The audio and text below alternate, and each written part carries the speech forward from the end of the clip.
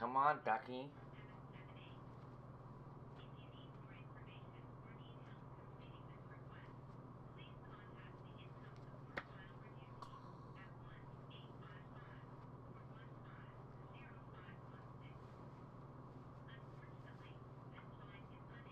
Oh my god.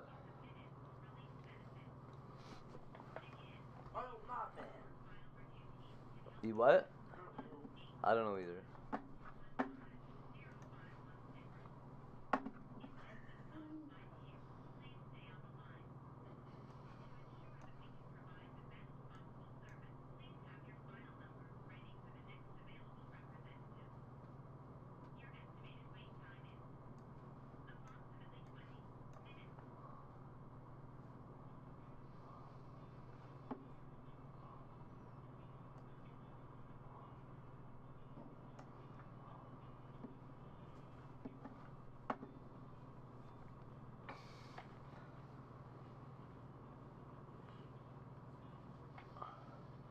It says 20 minutes. That's a long time.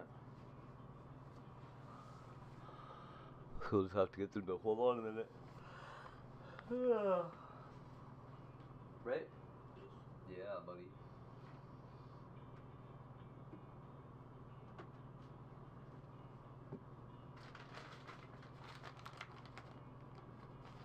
Well, I'll tell you what.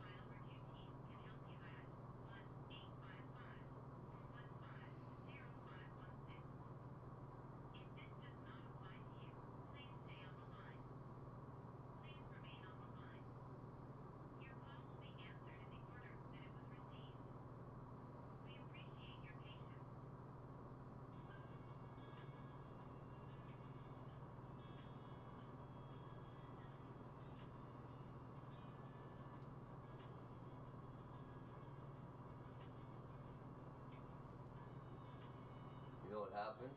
No. Every so often we run out of memory on here.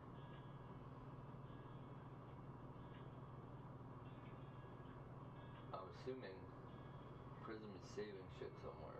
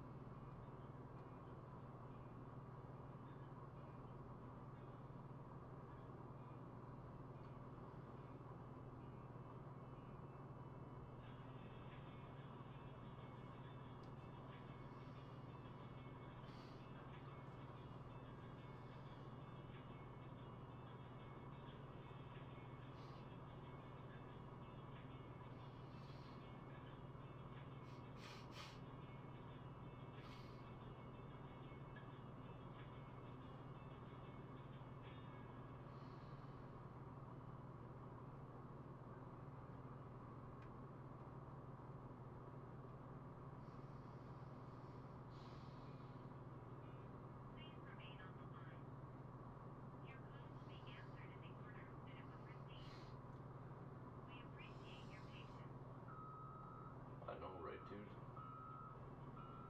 Pretty fucked up.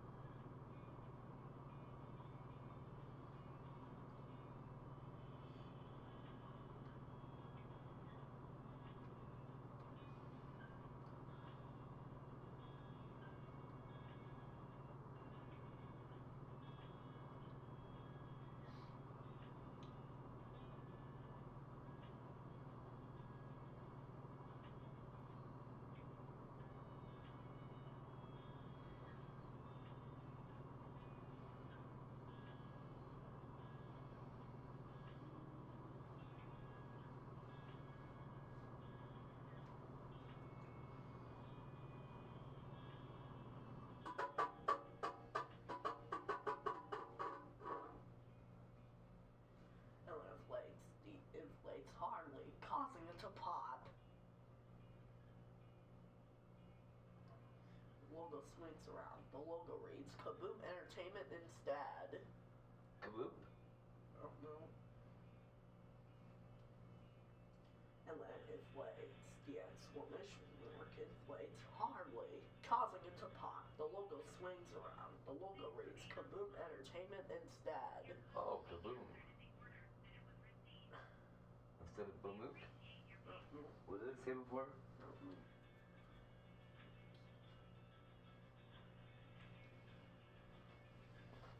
The word entertainment inflates like the orange bird.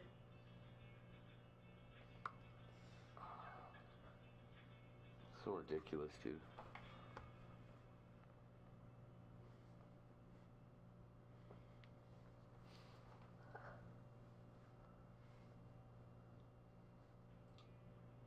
Kaboom Entertainment balloons.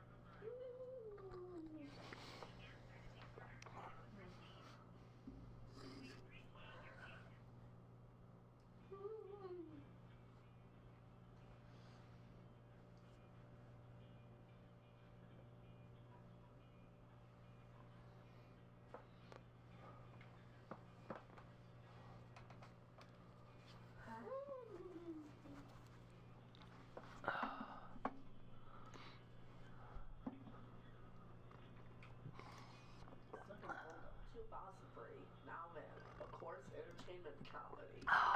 Entertainment name, logo. Here, let's see what's up. I don't even want to go on YouTube. Fuck YouTube. That's where we're going though.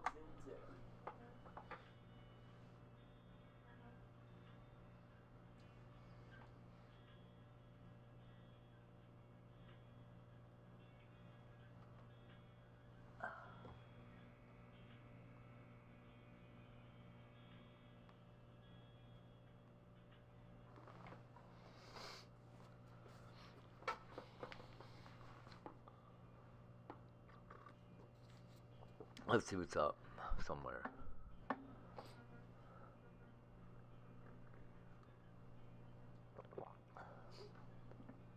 Yay.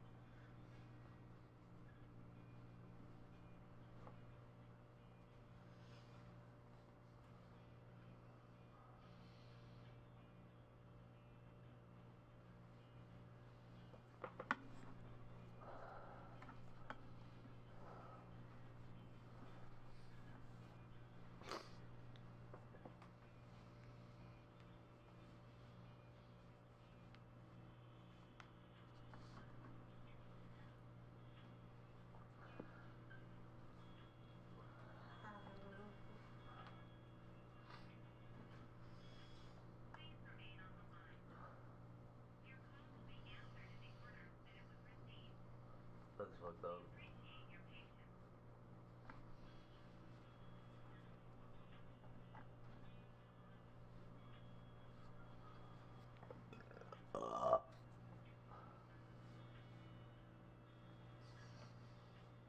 The background changes to red color.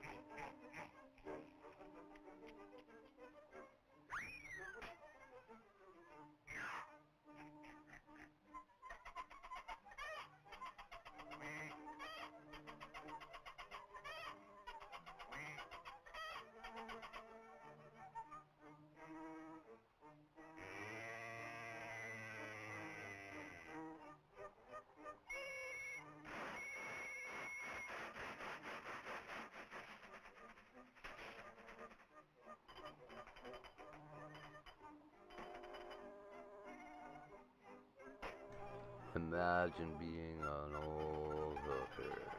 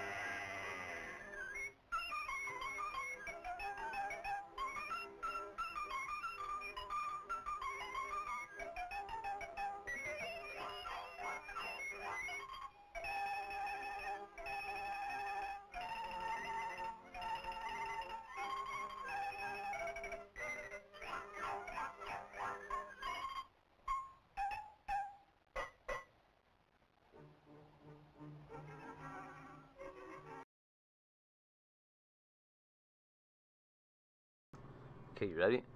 This is classic Disney animation here.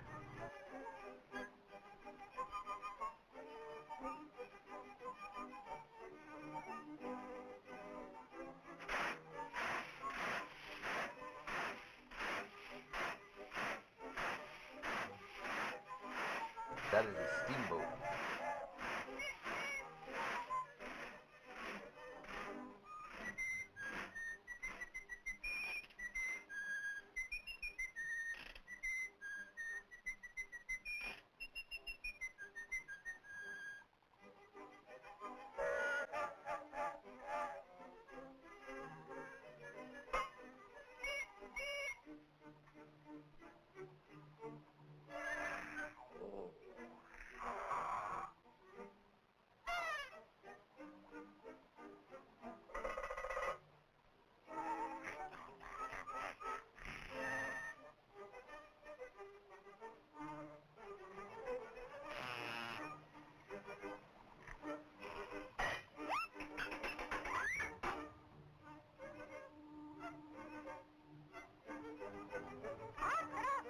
Crack rock, Chris sucks dicks.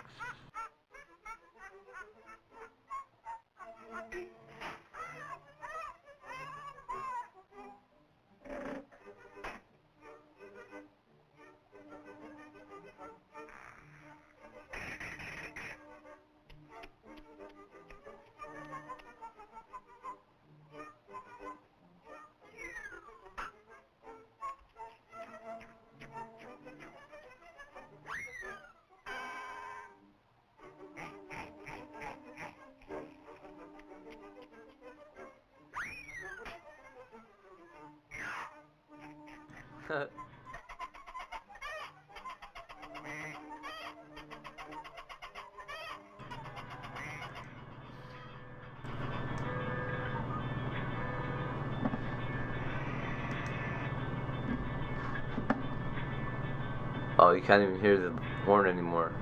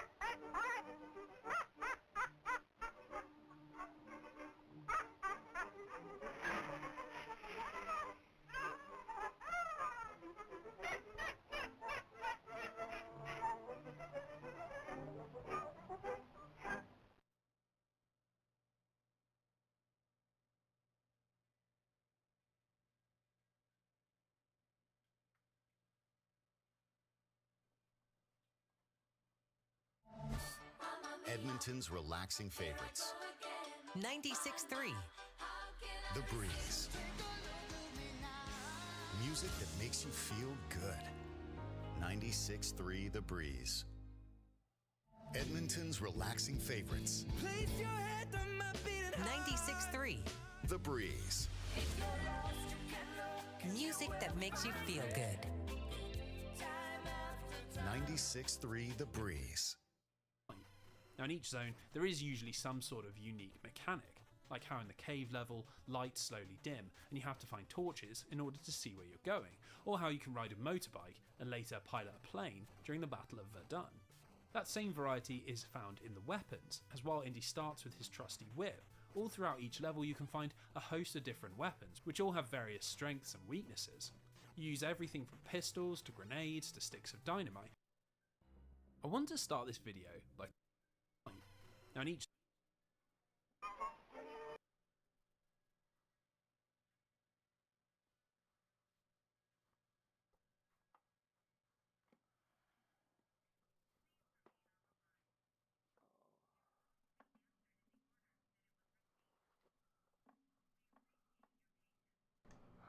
Imagine being 50 and retarded. Youch.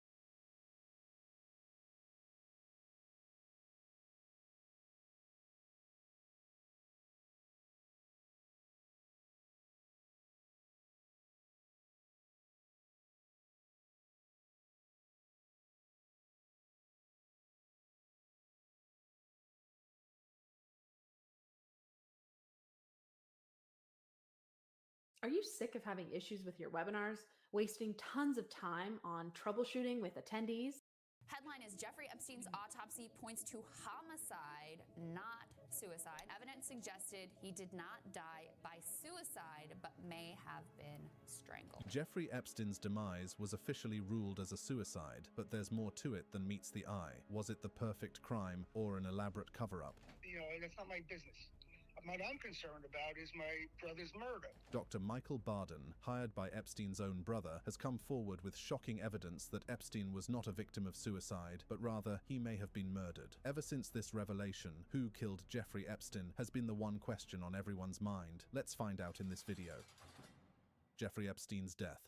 Jeffrey Epstein passed away on August 10, 2019, before his trial could start. There are different opinions about how he died. Some think it was suicide, others believe he was murdered, or it might be something else entirely. We'll explore various theories and their confusing aspects. The official story says he took his own life by hanging himself in his cell at the Metropolitan Correctional Center in New York City. However, many people doubt this and are skeptical about this explanation. Let's go back a bit. On July 23, 2019, Epstein was found unconscious in his cell with marks on his neck, prompting concerns of a possible suicide attempt. He was placed on suicide watch, a precautionary measure to ensure his safety. In a suicide prevention cell, Epstein's every move was closely monitored, and he was deprived of any means that could be used for self-harm. However, just 6 days later, on July 29th, Epstein was taken off suicide watch. The decision to do so raises serious questions about the judgment of those responsible for his well-being. How could a man with a history of suicide attempts be deemed no longer a threat to himself? Once removed from suicide suicide watch, Epstein was transferred to the MCC's Special Housing Unit, commonly referred to as the SHU. This unit houses the most high-profile and notorious criminals, including the likes of El Chapo. It is a place where extra precautions should have been taken to ensure the safety and security of the inmates. Now here's where things take a disturbing turn. Epstein, a 6-foot-tall man, managed to take his own life by hanging himself in his cell. This shocking revelation raises serious questions about the conditions under which he was monitored. How could a man with such a high-profile case be left unattended long enough to carry out such a drastic act? It gets even more suspicious because the guards who were supposed to keep an eye on Epstein were apparently asleep and didn't check on him as they should have. This mistake has made people wonder if there was some wrongdoing involved. Guards are said to have lied in their records, pretending they were checking on things more than they really were. This dishonesty makes people doubt the official explanation of what happened and think there could be hidden details about Epstein's death. Also, the autopsy results are making people question how Epstein died. Dr. Michael Baden,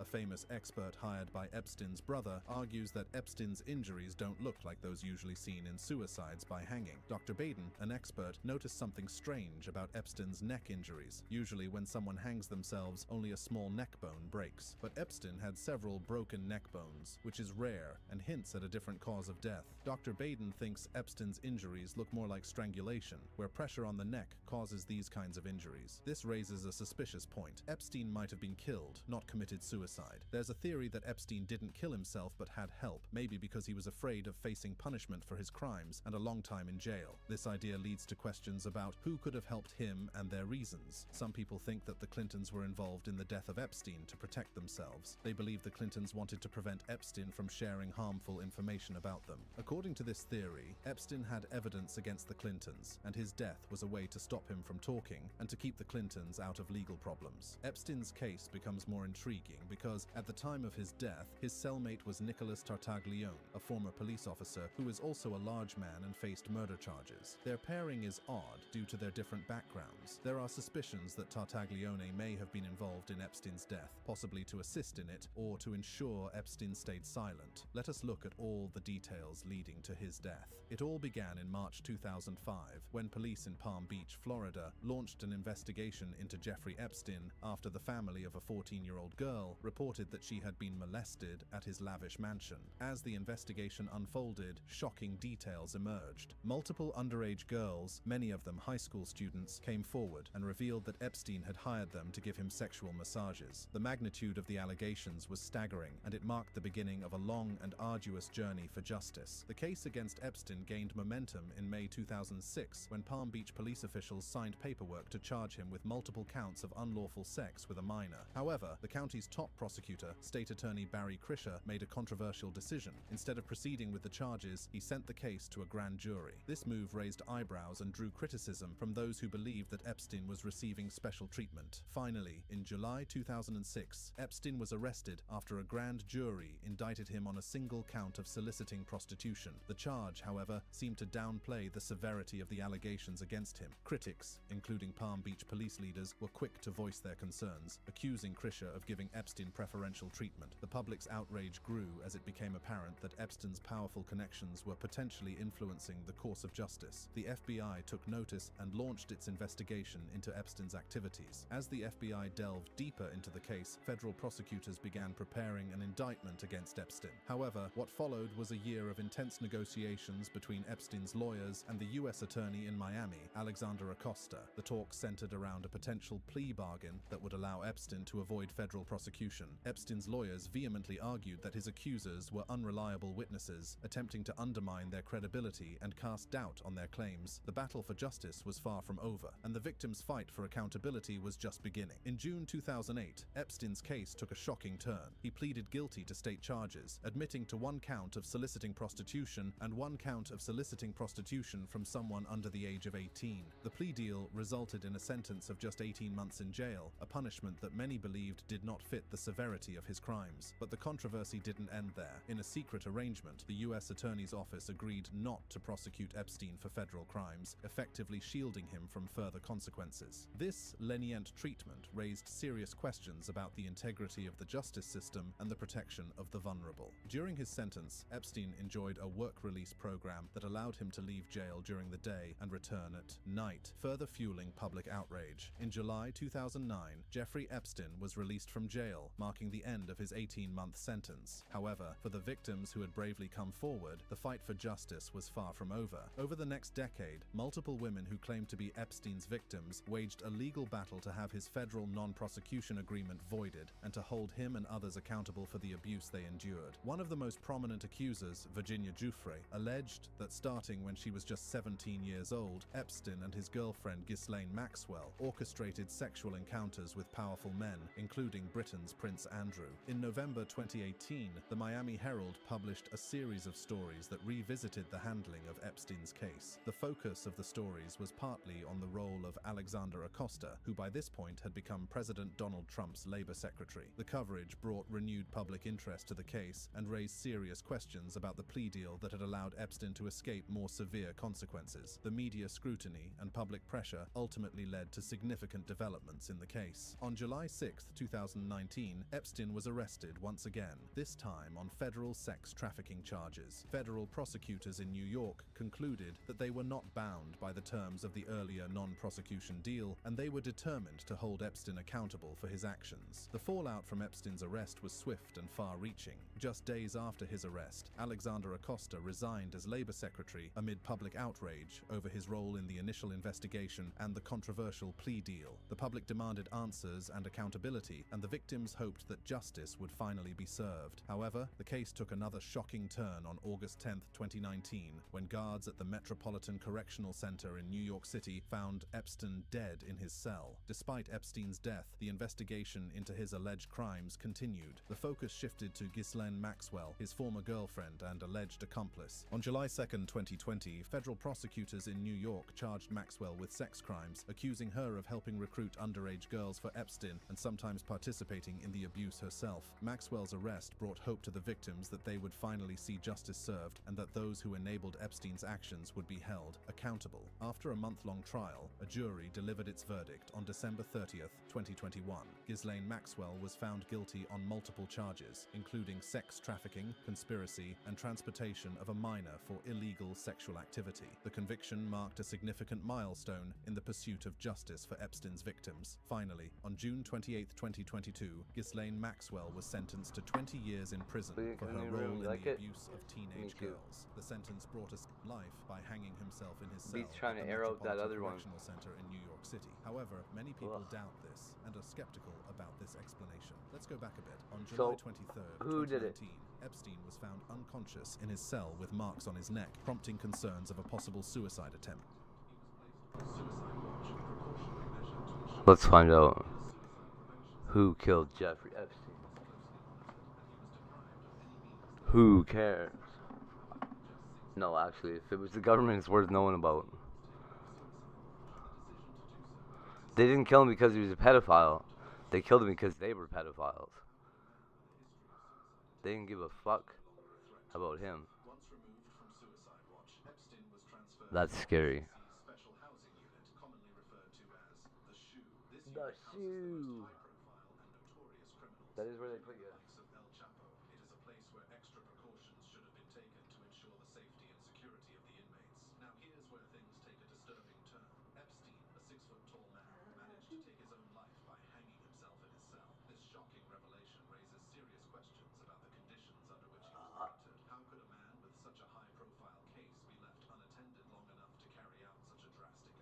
Yeah.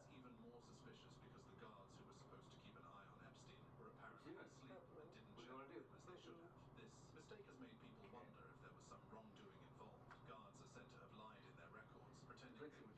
Losers out there. At Capital Jeep St. Buick, we don't just sell vehicles, we buy them too. You know how we always have such a big inventory? Enough people's entire lives revolve around mine, and I don't know, get a fucking life. And just get your own life. So.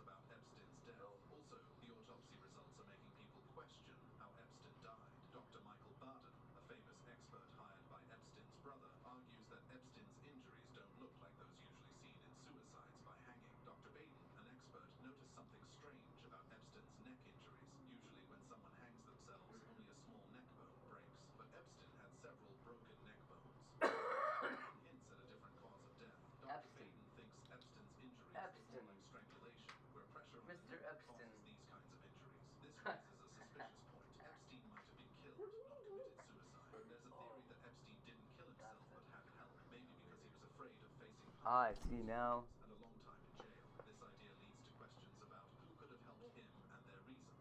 Some people think that the Clintons were involved in the death of Epstein to protect themselves. They believe the Clintons wanted to prevent Epstein from sharing harmful information about them. Okay, According to I'll this come get theory, ready for you. Epstein had Is that what you evidence want? against the Clintons, and his death was a way to stop him from talking and to keep the Clintons out of legal problems. Epstein's case becomes more intriguing because at the time of his death, his cellmate was Nicholas Tartaglione, a former police officer who is also a large man and faced murder charges. Their pairing is odd due to their different backgrounds. There are suspicions that Tartaglione may have been involved in Epstein's death, possibly to assist in it or to ensure Epstein stayed silent.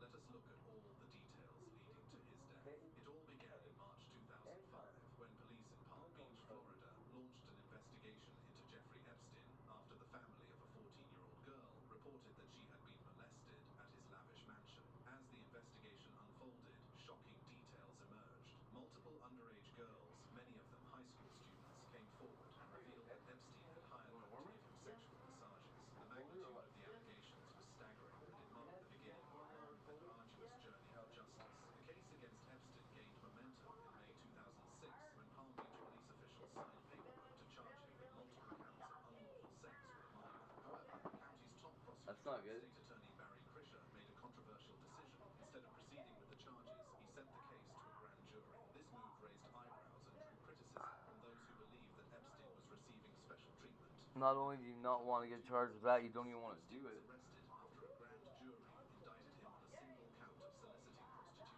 The charge, however, seemed to downplay the severity of the allegations against him. Critics, including Palm Beach police leaders, were quick to voice their concerns, accusing Krischer of giving Epstein preferential treatment. The public's outrage grew as it became Preferential treatment because they're not connections throwing the whole book at him? influencing the Because course they of can't? justice. Because The you're looking for FBI something took that'll stick? notice and launched its investigation into Epstein's activities.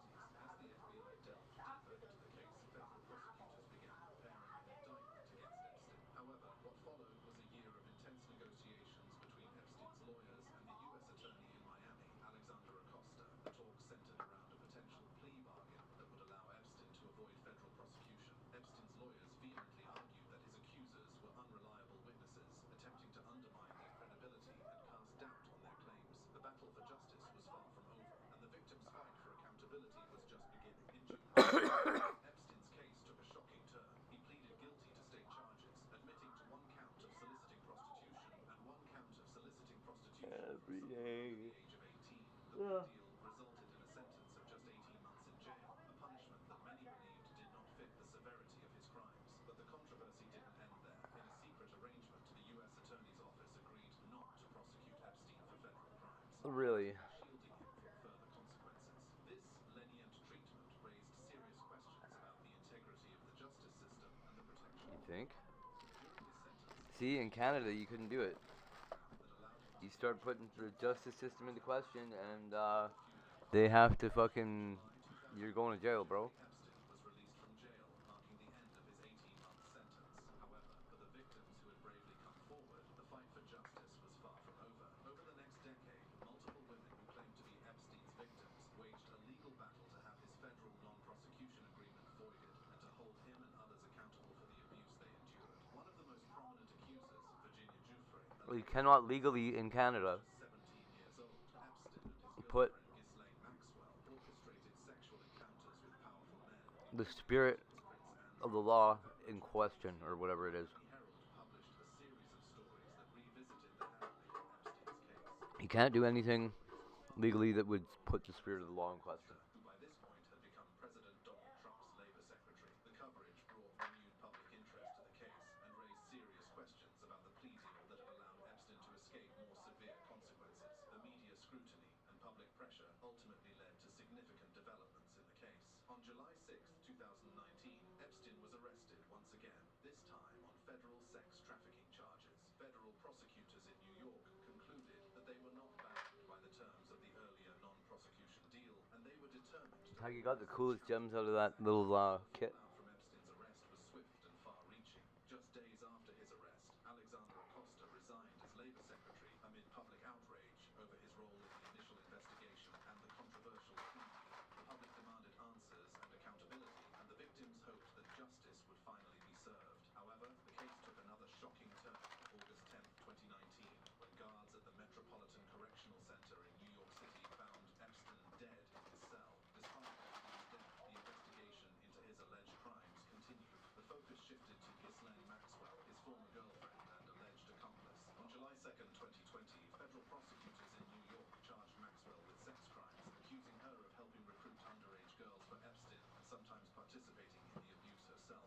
Maxwell's arrest brought hope to the victims that they would finally see justice served and that those who enabled Epstein's actions would be held accountable. After a month-long trial, a jury delivered its verdict on December 30th, 2021.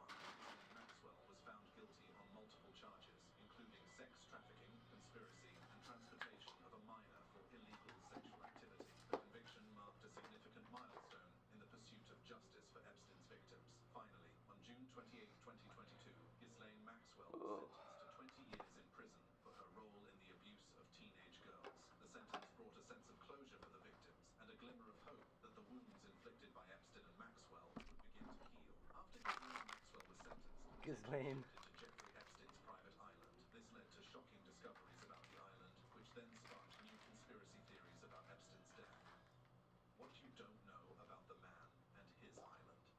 On Jeffrey Epstein's island, there's a unique temple that has captured people's curiosity. It's a blue-striped building that looks like a temple with a golden dome on top. Some say it was used as a music room where Epstein, who was a skilled pianist, would play, but others think there might be more to it. One interesting theory is that the temple had a hidden elevator that could take people to a secret underground location on the island. However, a contract... Your life is going to change now. I'm Elon Musk, CEO Shut up. and founder of Tesla and SpaceX. I've been waiting for it. Contractor who worked there didn't believe this theory. He thought it was unlikely that there was an elevator inside the temple. Still, he did notice something unusual about the temple's door. The door to the temple on Epstein's island had an unusual and massive piece of wood that acted like a giant lock. This surprised people and made them wonder why such an odd locking mechanism was used. Normally, if you want to keep people out, you put the lock inside the building. But in this case, the lock was on the outside. It's not real. Its purpose was to keep people inside. You're all dumb. Strange door and lock make Epstein's island even more mysterious. It suggests that there was a lot of secrecy and control within the temple's walls. People are curious about what happened behind that door and what secrets were hidden inside. It's not even a door. It's not even a real door. You guys are idiots. Mysteries of Jeffrey Epstein's island. While Jeffrey Epstein was on his island, he really liked the idea of finding hidden treasures, especially those associated with pirates and buried riches. He even told his staff to be on the lookout for valuable stuff. If they found something interesting, like an old bottle of rum, a special plate, or any valuable item, he would give them a good amount of money, ranging from a few dollars to $1,000, depending on how important the item was. This made the island feel like a fun place to hunt for treasure. The staff members on the island were like modern-day pirates. They searched everywhere for hidden gems. They carefully searched the sand, explored the dense trees and bushes, and even dove into the clear waters around the island, hoping to find a piece of history or a valuable artifact. Epstein was really interested in hidden treasures, which made the island even more mysterious. It was like he wanted to bring back the excitement of old pirates. He loved the idea of finding something valuable that had a story from the past. According to an island employee, Epstein had a storage closet filled with many brand new Lacoste white polo shirts, all in medium size. Initially, it might seem like All in medium size. Holy shit, the guy doesn't change weights a lot. He buys medium shirts. Who cares? He's a pedophile, you fucking idiot. I don't care if he wears the same fucking shirt all the time. This strange habit surprised people who saw it because it seemed excessive and wasteful. This leads to the question, why did Epstein go to such lengths to make sure he never wore a shirt twice? Was it for hygiene reasons, a peculiar quirk, or something more sinister? Some people What? think that Epstein's strong desire for cleanliness and control might have influenced his unusual behavior. He would throw away his shirts after wearing them for several months. His surroundings were clean and well organized. This helped him. He just didn't want to do laundry, you fucking retard. You people are so stupid. Furthermore, getting rid of these shirts could also be viewed as a way to remove any potential evidence or DNA. Could also be seen as a way to don't bother doing laundry ever again. Engaging in unlawful actions, especially on his private island, which was a hub for his secret activities. By disposing of the shirts, he could potentially get rid of any proof that might connect him to his terrible deeds. He liked how new shirts felt. Shirts is interesting. Each shirt was worth about $90, which is quite a significant amount of money. Yeah. This makes us wonder about Epstein's finances and how far he was. He probably knew exactly how many dollars he blew through every day. Epstein designed the island to be like a fortress. He made sure that only invited people could come, and it was very hard for anyone to leave. The island was intentionally isolated from the rest of society. The only way to get there was by private boat or helicopter, which kept unwanted attention away. A private island. A place where he could do terrible things without anyone finding out. That's a private island. Women he exploited from talking to anyone else so they couldn't escape his control. Private island. Tried to swim away to escape, but Epstein's security team found her quickly, showing how he always watched and controlled his victims. private island. No way. Why would you go to a guy's private island without looking into him? Epstein did some extreme things. He had security people always watching the docks so the police couldn't get on the island. And when the police tried to come, his guards would say it was private property and send them away. He also hired people to set up a private phone and internet network to keep his activities hidden. Sorry, police, this is private property. Incredibly difficult for anyone to monitor what he was doing. He went to great lengths to keep himself isolated. Fuck private island. Which is quite surprising. His control over his abandoned island allowed him to commit crimes without consequences. He created a situation where his victims were stuck and couldn't get help or leave. The island became a place where he could pursue his dark desires, shielded from the outside world. Okay, please. Please. Epstein's island had some interesting and strange paintings. Couldn't get help. Showed political figures. They're trapped out there with no way to get help. There was one painting called The Passing Bill that showed former President Bill Clinton wearing a blue dress and high heels. That's obviously not true. The blue dress was likely a reference to the infamous blue dress from Did one of those guys in Afghanistan who were kidnapped by ISIS and locked away in fucking... Whatever, dude. There's nobody that's unfindable or unsavable. In the painting, two fallen Jenga towers symbolize his use of the 9/11 attacks to justify the war. Couldn't get help.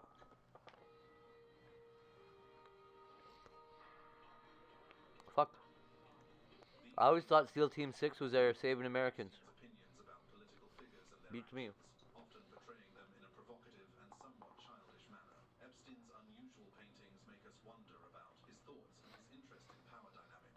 It seems like he was All Hank Scorpio has to do is put up a little base on this tiny island here, and the world is taken over. It was actively monitored and protected by staff, even though Epstein himself was no longer there. Let's do it. How do we get this island? I think we should get it. Responsible for guarding the property. Some people on TikTok went to the island to see its spooky vibe, but they got kicked out by the island staff.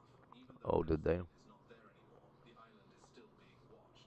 Is it? Makes us wonder who was in charge of the island when Epstein was in jail. We don't know if he had kids, and we don't know who's taking care of the island. But the increased security makes it seem like someone is trying to keep the island's secrets safe. Because they are. It's clear that this hidden paradise was where Epstein committed terrible crimes against young girls. According to Fox News, Everybody's stupid. hired people on the island to find girls for his clients. He would bring these girls to the island Girls. to St. Thomas, and then taking them on a boat named Tell you where not to look. which was named after his associate Ghislaine Maxwell. The island Ghislaine. was designed to enable Okay. these terrible acts while keeping them I don't know about this shit. names and high-profile figures in the political realm. Prince Not Woody Allen. Duke of York paid at least one visit to the island, according to former staff members. Not Prince Andrew. Accounts suggest that his visits were not limited to just one occasion. After Epstein's death, the islands were up for sale at $125 million. By who? Find a buyer because of their connection to Epstein. Who did he give the $125 million to? We got to answer the fucking question from the last bit. A billionaire who runs Black Diamond Capital Management decided to buy the islands. Dekoff, a billionaire in finance, became famous for running a company called Black Diamond that specializes in fixing struggling businesses. He faced Okay. difficulties on his path to success, starting from working in big banks and climbing the ranks to The become Big Bang Theory. president at Kidder Peabody and Company. Then, in 1995, he took a big step and founded his own company, Black Diamond. Although Dekoff was already quite wealthy while living in Connecticut, in 2011, he made a significant change in his life by moving to the U.S. Virgin Islands, where he now resides on private islands. Since moving to the area, Dekoff has been actively involved in the community, donating more than $1.2 million to nonprofits and charities. 1.2 This shows his dedication to making a positive difference. Dekoff became interested in private million. despite their troubled history, because he saw the potential to help the region's $1 majillion. the islands is to build a luxurious 25-room resort, taking advantage of the Virgin Islands' popularity as a tropical vacation spot. The resort will have top-notch amenities like a helipad and private beaches catering to high-end travelers. Dekoff's plans are not just about luxury. He wants to create an eco-friendly resort that cares about the environment. Fuck are these things? Get the hell out of here with your shit. Protecting nature, showing that he's aligned with Psycho. the region's needs. It's impressive that a billionaire like him Leave me the so fuck especially alone. after the destructive hurricanes of 2017.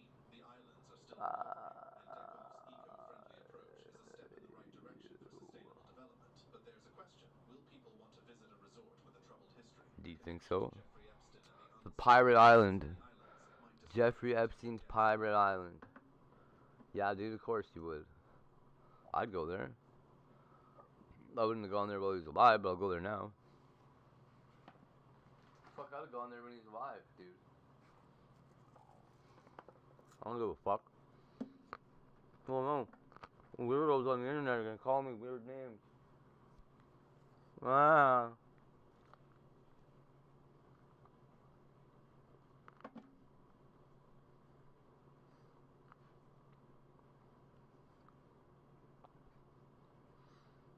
This is gonna be so stupid. Okay. Portals? Not portals?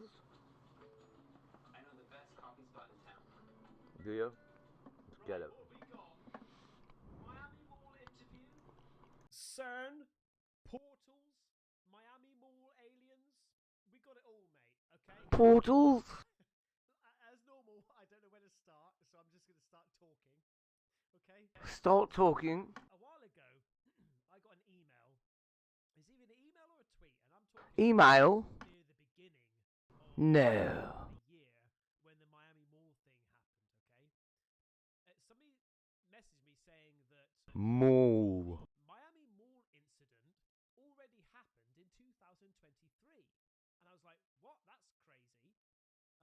And then I think I looked into it a little bit or something like that, and maybe I just thought, "Oh, I'll talk about that at some point." But I got so much influx of videos and clips and stuff like that, I probably just forgot about it. And I suppose thinking about it now, there's probably a reason why I didn't talk about it, because there is it's very strange, absolutely, that pretty much the same thing happened in 2023 on January the 1st, but it was not enough to go, wow, until now, when I'm going, actually, hang on a second, this can actually mean other things. Right, so let me just digress slightly. In 2023, on the 1st of January, a large amount of police came to the mall because there was reports of fireworks being set off in that mall by a bunch of kids. That's strange, right? That literally sounds exactly the same thing as what happened in 2024, all right? But I think 3 kids were arrested, and there wasn't half as many like police cars, or not even half, I think a quarter amount, right? So it wasn't really a grand thing, right? This is actually, I'll show you quickly the video of the report, okay? This is a year ago. Now to a developing story out of Biscayne Bay, a chaotic scene near Bayside Marketplace after dozens of police cars flooded the area. Yeah, police say it all started after a group of teenagers became unruly. According to investigators, some were fighting and others were setting off fireworks, which then led people to believe they heard gunshots, and that just caused panic. Officers quickly responded to the scene. 3 people are now in custody. Like literally, you could have just copy and pasted that for this year, right? And gone, yeah, the same things happened. It's strange, right? Real big coincidence. Now, what's sort of webbed out from this is the connection between that and CERN. Now, if you haven't heard of CERN, CERN is a company. Now, like, I haven't researched as much as I probably should have about CERN, okay? From what I can gather, CERN is a company in Geneva that has built something underground, like a huge tunnel, a round tunnel under Geneva, right under the ground. And what they're doing is they are firing off particles. Dumb it down a little. With massive amount of energy, and they're trying to collide them, right? They're trying to create more particles. And also it could maybe explain like the Big Bang and things like that. That's what they're trying to do. That's what they claimed that they're trying to do. Now, you can go down the dark side of the story or keep to that side of the story. The dark side of the story is that the whole fundamental idea of CERN is built on very dark ideas and very dark things happening. Like there's a video going around of like rituals and stuff like that, and their symbol is like some sort of goddess that is a goddess of destruction or something like that. It's quite dark, okay? But the connection between that and Miami Mall is, well, look, they're trying to create black holes. And what they have done is they've created a black hole or some sort of a portal, I should say, sorry, a time portal. And this is where people are connecting the dots, right? Let me show you this video. In Switzerland on December 29th, 2023. No coincidence, I'm sure, that that's the same time location portal that CERN's particle accelerator's at. And the date, right? December 2023. Right? Listen again. December 29th, 2023. No coincidence, December 29th, I'm sure, 2023. That that's the same location that CERN's particle accelerator's at. So it's the same location at the CERN accelerator, like literally underground there is the accelerator. Pretty sure you said 19th. And here's another. No denying this one, everyone. Believe it.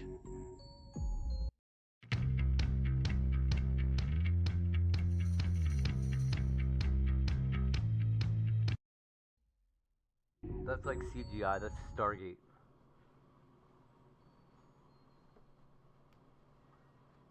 That's fake. Imagine being in CERN. Okay, first of all, I'm sorry. Like, I have got to open. Fake. But I've got to call bullshit on this, right? Imagine working for CERN.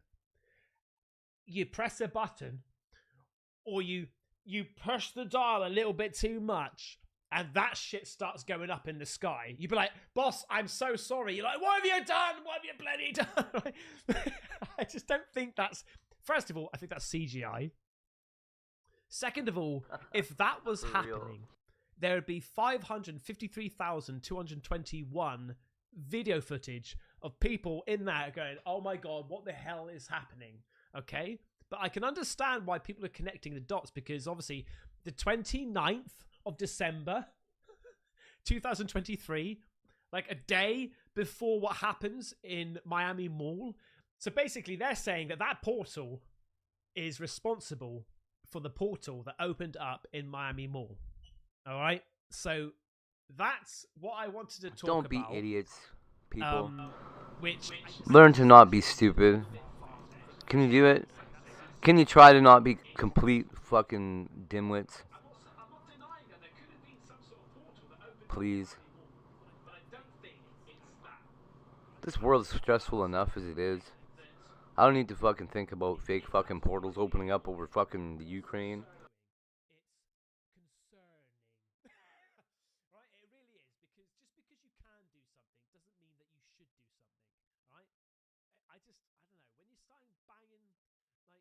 That's right. I'll go one step further. Just because you want to do something doesn't mean you should.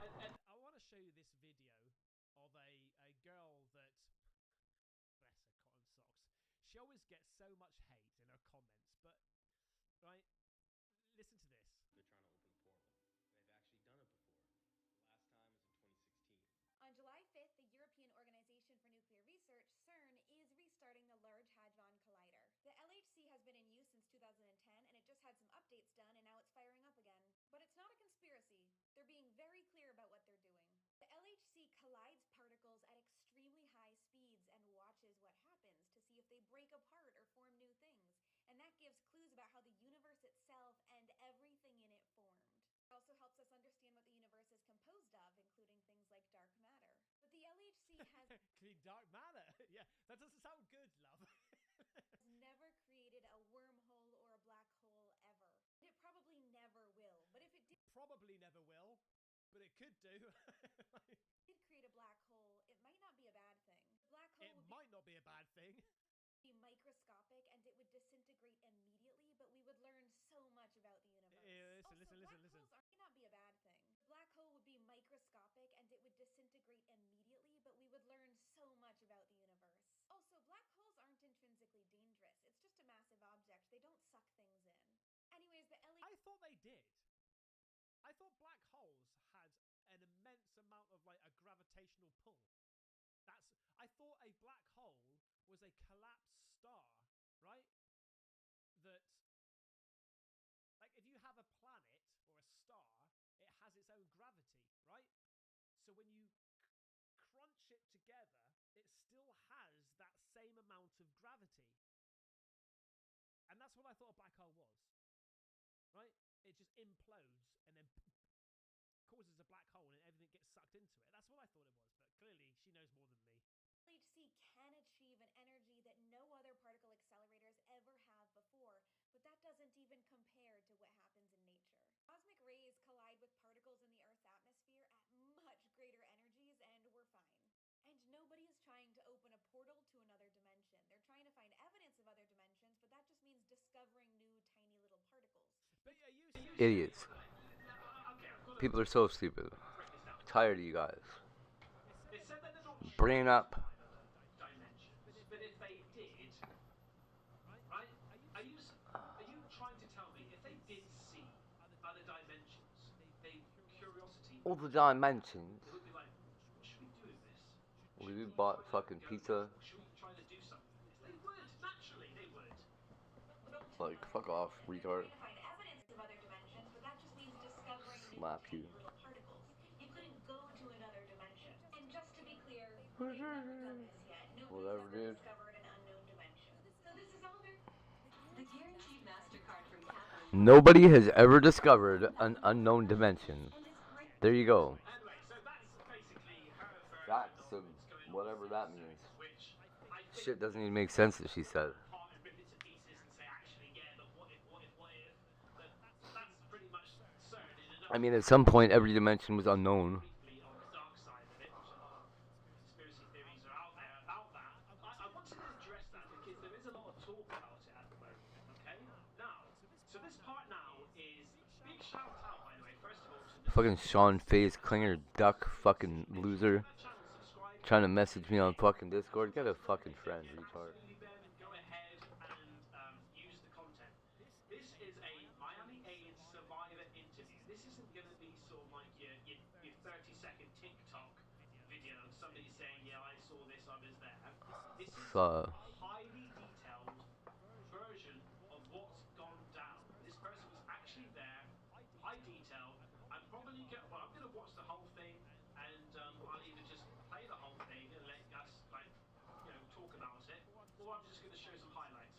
But I've not seen it yet, so I'm interested to see what this guy has to, what he can bring to the table. I've seen it. I've seen the first, like, I've scanned through it, and I thought, oh, this is interesting. Right, here we go. Steve, you are the only person I know personally that was at this event that just took place in Miami. They're calling it aliens from what you told me. Weirdo acting like I fucking cut the internet off and shit. I don't know how I would even do that. How did this all Doesn't belong to me. From the Hard Rock to the Bayside Mall. Just kind of walk us through. First off, why were you even at the Hard Rock? Well, my sister came down to visit me, so I took her down to Miami to the Hard Rock down there to do a little gambling, have a little fun, and we got tired of gambling for a little bit, and she wanted to do some, shopping, to go out and buy some stuff, for the kids to take back home. So I said, the mall's not too far from here. Let's go to the mall. So that's what we did. Like 40, 50 minutes away, something like that. And went in the mall. We were gonna get something to eat while we were there and everything. But we're walking around, just kind of looking and everything. All of a sudden, I hear this.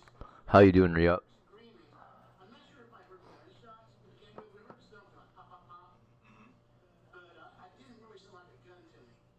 But then all these people were running by us. They're panicking. And I'm going, what do we do? We walk into a movie scene? I'm like, well, there's film production scenes going on. Maybe we slipped by and maybe we're making a movie. Right. But these people were running. They actually knocked my sister down for a second. She got up. She was scared. I was kind of scared. I thought it was, maybe someone's in there shooting at people. I can't wish right. Then I see like 2 or 3 SWAT guys run past me, and I looked the way they were going, and I could see looked like these big, tall, maybe 10, 12 foot tall. The best I can say is they looked like they were shadows, but yet, they wouldn't. They were solid. You could tell they were solid. And they were tall. kind of make you think of the average alien that you would see on TV, you know, the big, tall... Did it alien. look like an alien? Like the shadow of an alien? It looked humanoid, but not humanoid. And, you know, because no human that we know of is 10 or 12 feet tall, so I mean, people were still running by me, scared. People were falling down and running. And I'm sitting there thinking, what the hell is it? I'm still thinking we walked into a movie. It was just like something out of a freaking nightmare, like, and it was real. I mean, like these big, tall, like shadowy things, and I looked over at you, and I was like, you were gone. It was like there were so many people from that mall just running and screaming, and I mean, it was scary. It almost kind of reminded me of, you know, like 9/11 and all that shit when the towers fell and all that. That was kind of scary, but you know, is all the smoke. Remember when the towers fell and all the smoke came? And I mean, it was just like all this smoke, but it was the shadows of this image, and they were coming at you. And I don't know, man. It was like a freaking nightmare. And it seemed like, you know, it took me forever to find you. And that, I don't want to ever come back down there if that's going to be a case like that. Cause you know, this shit fucking, that was pretty damn scary. Production. Right. You know, I wasn't really scared, but all of a sudden my sister was running with all the people. She took off, so I took off too because I don't know what it was. I didn't want to get ate by an alien. Right. If that's what it was. Straight off the bat, mate, this is crazy, and they seem. I always say this. I might turn my channel name into sounds pretty legit, but it does, right? And people were saying that like they thought fireworks were going off or something like that. It sounded like pop, pop, pop to me, but it didn't sound like a big shotgun blast or AR-15 or anything like that. Right. Because I remember when the graffiti artist, he started speaking about it, that when he was watching, he saw this digital stuff going everywhere from this portal, and then the top there were the police officers shooting, going pop, pop, pop, pop, like shooting in this direction. And it was off in the distance behind me. I mean, it could almost sound like someone was taking light bulbs and busting them. Pop, pop, pop. You know, wow. Light bulb sounds. And then there was a buzzing sound. The buzzing sound, the best I can describe it. I don't know if you ever heard those transformers when they were getting ready to blow. Like the ones that are on like power poles and stuff, power yeah. cable lines. That's what it kind of sounded like. And then you could smell like, I guess maybe like burning wires. Mm-hmm. There was that kind of smell in the air too. Ooh. So I didn't see anything, but I'm thinking in my mind, a pop, pop, pop. It might have been electrical bulbs and some kind of thing that popped. Right. Because that's what it sounded like, a transformer, exactly. But inside the mall, though, that's where you... Yeah, there's no transformers in right. there that you know of. Yeah, there's no transformers in there that you know of. They're up in the attic or something.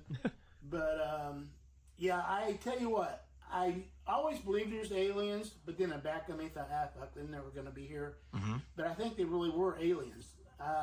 Because when we got outside, man, I bet you there was 40 or 50 cop cars all over the place. Sirens running. Cops were all in panic mode, too. You know, like I said, those three guys, I think it was 3 SWAT guys, run by me. And I say SWAT because they had the vest on and they had their AR-15s. Wow. They were, you could tell when the look on their face, they were scared. They didn't know what they were running into. Wow. Yeah, I would have been freaking out, dude. I mean, just hearing, like... See, something like that, like this guy here, that he's experienced this, that's got to be life-changing, right? I suppose part of your brain would be like, the longer it goes on, maybe your brain would be like, no, it wasn't true. It was just your imagination. It was this, it was this, it was this. And that's probably how you would end up dealing with it, right? But to actually experience something like that, a 10-foot shadow alien being, that's got to be life-changing. I wonder if he slept well after this. The way you're describing it, even your sister, she's supposed to be sending us a video. Many investors are asking whether they should keep their portfolio allocation between stocks and bonds or diversify into alternative asset classes. CMI Mortgage Investments specializes in high-quality mortgage portfolios backed by real estate and offering low volatility and attractive yields. Our process provides transparency, integrity, and results for many Canadian investors. Find out why CMI Mortgage Investments is one of Canada's fastest-growing non-bank financial service providers. Start investing with CMI today.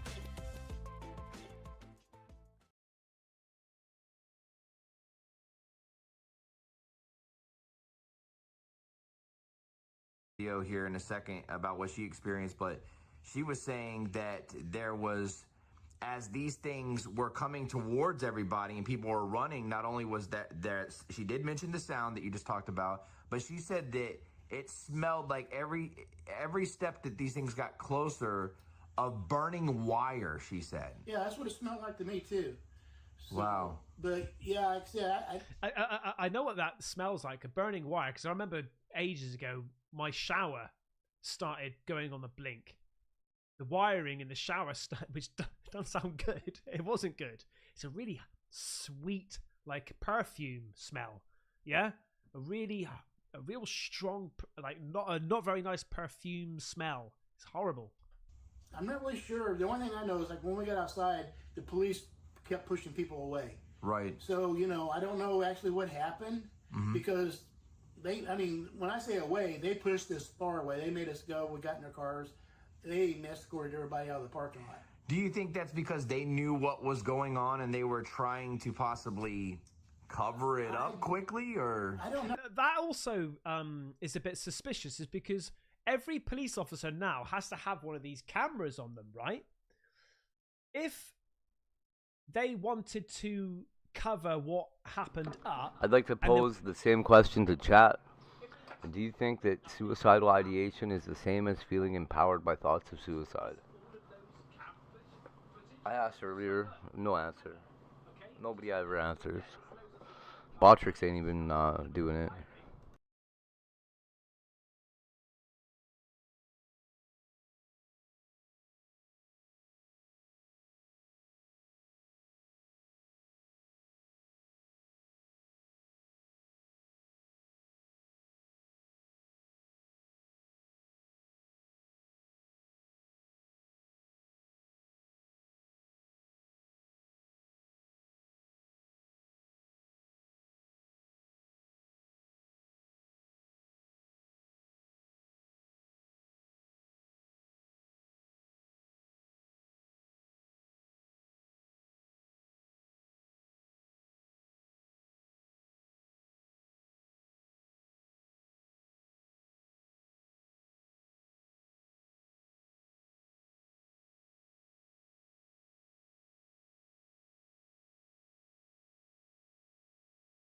What did I do?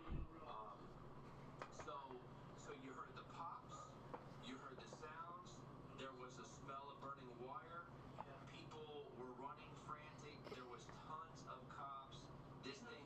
Figures, when I saw them, you could tell they were coming towards us. Right. But they didn't look like they were walking. You could tell they were coming towards us. If anything, they were kind of like across maybe the thing. Maybe like hovering?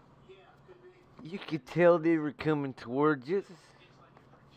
I love it. This guy's got the best accent ever.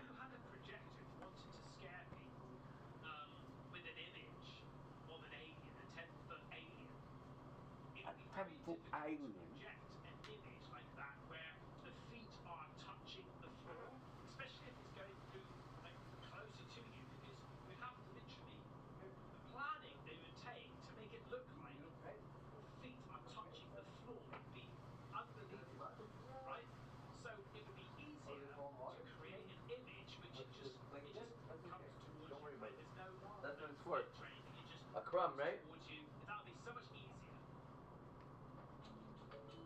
I give families a home, not just a place to stay. I designed this deck. Fuck bitches. Looked like they were shadows, but at the same time, you couldn't see what was behind them. They were like Get a money. dark figure. And it's not like the ghost figures like I've seen before. So Right. Not like a paranormal, like shadow figure. Wow.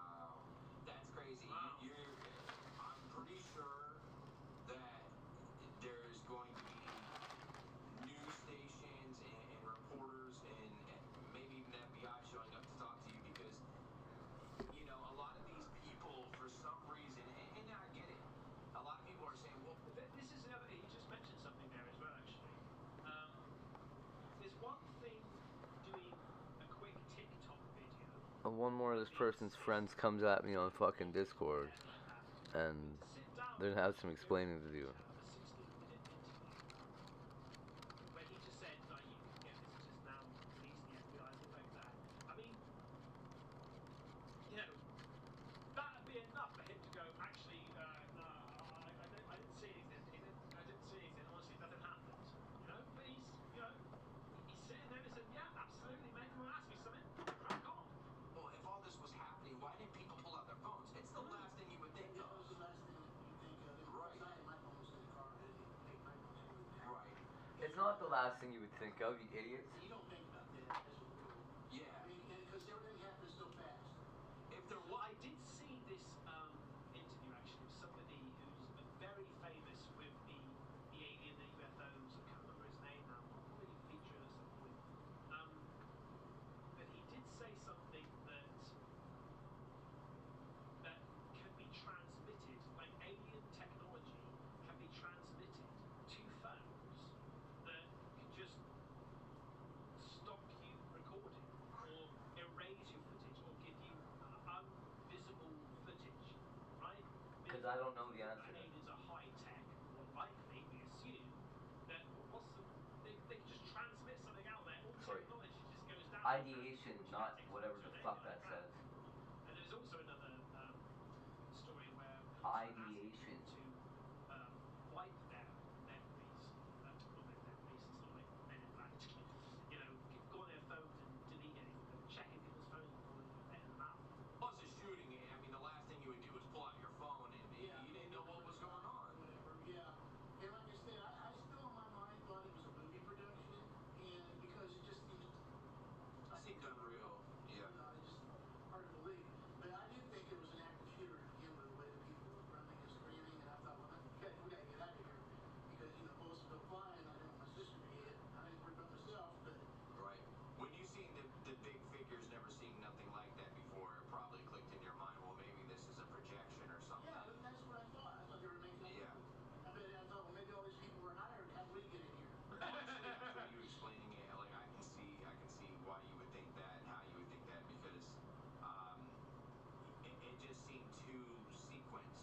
Sydney Cat thinks Unreal. it's projection. Even when I looked at the footage of all those cops there, I've never seen nothing like that. I mean, you know, even active shooters before, when you see, usually maybe a dozen cops show up. Right. This was 3 or 4 times that. Yeah, it looked like they had every cop in the state there. Yeah. But you didn't have anything like afterwards, like any kind of like weird headaches or feelings or I vibes. was sitting myself, I'm not sure about my sister now. I'll have to contact her and see if she felt anything, but I was okay that way. I actually wanted to go get my AR-15 and go back in here actually, but I figured, well, that'd be the wrong thing to try to do. What, you try and do some alien hunting? Hell yeah. Yeah, what an experience though for her coming down from Indiana. It freaked her out. Yeah, he would be coming back there again. Right, you hadn't seen her in a while, she hadn't been down, and you guys hit the hard rock, everything's going good. Next thing you know, people are running, you're hearing pop sounds, you're seeing these big old alien-like figures heading towards you. Because also, I did a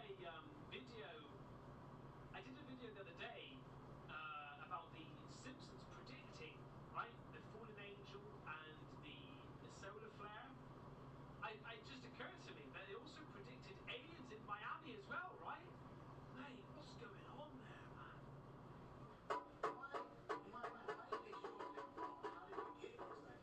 Right, that's what it would have made me feel like. Damn, is this a movie? Yeah, because I just... Every heater in this tower sounds exactly the same. Okay. I'll if I remember, I'll put up here. About where I'm visiting Google Maps. Well, there you go, mate. What do you reckon about that? A lot of detail. A lot of things which marry up to everybody else's, accounts. So, there you go. Thank you so much for watching. I hope you liked it. Stay with me because I've still got some more crazy stuff going on in this planet. Thank you so much for watching. Well, that guy sucks. Enough of that. Let's see. Had a minute before I gotta get going. I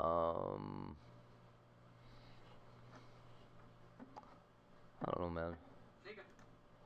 First of all,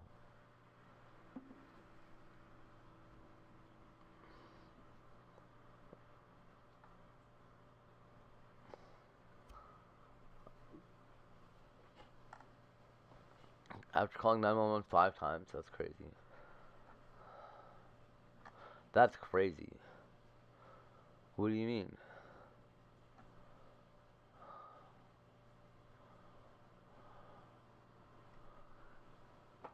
What are you doing putting a noodle on there?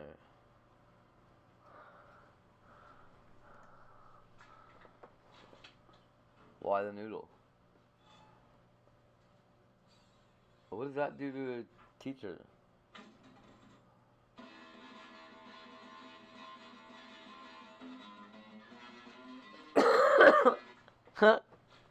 Put distortion on your fucking acoustic.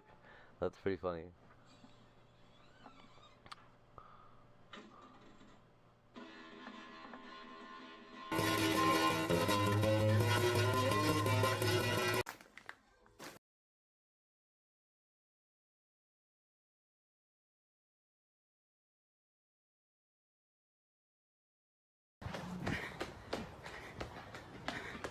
Hey! Hey, you guys, go ahead, snap that. Oh my gosh! Just snap it from there. There you go. Nice to meet you. You're nice awesome. To meet you. Nice to see you. How was work? Oh my gosh, it was good. It was good. Good. Okay, you guys be good. Have a good night. Thank you so much. Thank you. You're awesome.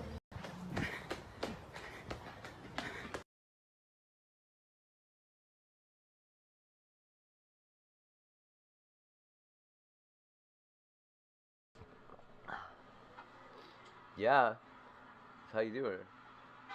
Job done. Right, this is what you gotta do, people.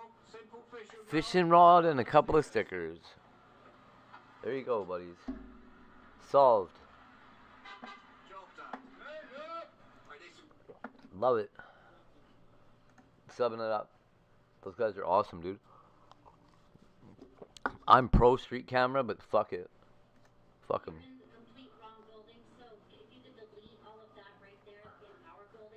If they can fucking nullify the cameras that easy, then good. We shouldn't have them. I'm trying to make a good let's play. We've got aggro and it's oh no. Oh no. Ha ha ha ha. Whoa, why are you chasing me? Whoa. Whoa, whoa, whoa. It's a prank. Whoa. What did this guy do? I feel so scared for my safety right now. You're not leaving right now. Please don't. What is this? You can't touch me, please. You're not letting me leave. You're not letting me leave. Sorry. Excuse me. Can you please? Why can't I leave? Because you're in the complete wrong building. So if you could delete all of that right there in our building that you just videotaped. Oh, okay. No, right in front of you. That's a violation. Right? Fuck these people. Good let's play. We've got aggro and it's oh no. Oh no. That's real? That's so crazy. Whoa, why are you chasing me? Whoa. Whoa, whoa, whoa. It's a prank. Whoa. No, you need to stay right here. No, excuse me, sir. You're not leaving. You're not leaving. I feel so scared for my safety right now. You're not leaving right now. That's not even assault. That's Excuse me. You're not leaving. That's more than assault.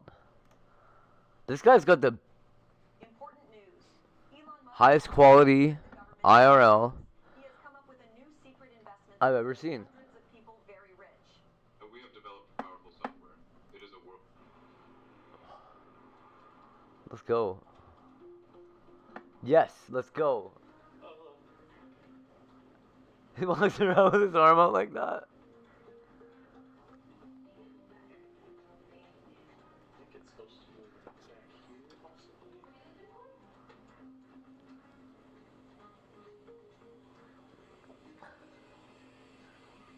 He's just walking through looking for a briefcase. I love it. Good evening in Man Gaming. assignment, should you choose to accept it, is to infiltrate an enemy complex and gather intel on the following targets. You guys, Be careful. this is so good. Given the current full moon and the air containing over aluminium, it's advisable to avoid provoking them, as they are likely to get really up. So good. I love it.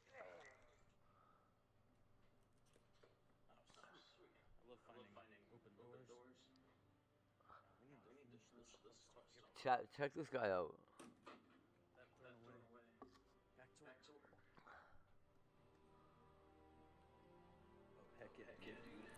Heck yeah, dude. Oh, dude, one of each. Heck yeah. I think we just leveled up. Think it, dream it, do it. Where is my office? Here we go.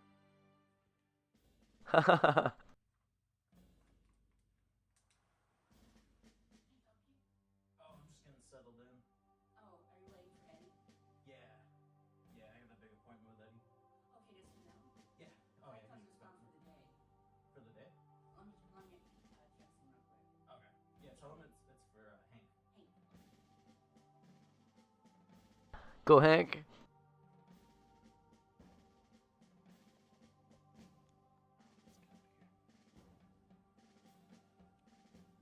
Sorry, what company is this? Oh, okay, I'm at the right place. Oh my god, dude. Yeah, just making sure. What were you looking at? Oh, I saw it said Harley Davidson over there, and I was like, oh, wait, no, I'm looking for West USA. Right. I just texted him. Oh, okay. Yeah. Sweet. Are you an agent? Huh? Are you an agent? Yeah, in training. Oh, good. Yeah, secret agent of sorts. Where are you going to school at? West, USA? West USA? Yeah, the school. Okay. Same name. I love this. I do too. Is that here in Awatuki? I don't know. Oh man. It would be like over for you. Oh. Equestrian Trail. Well, I can always just, You want to call him? Oh, yeah. Yeah, that works. Do you have his number? Oh, no. We do friendship. We do coffee. Yeah, coffee. And cake. Oh, get a couple more, bro. There's a cat in there. I'll come back and probably touch base with him tomorrow.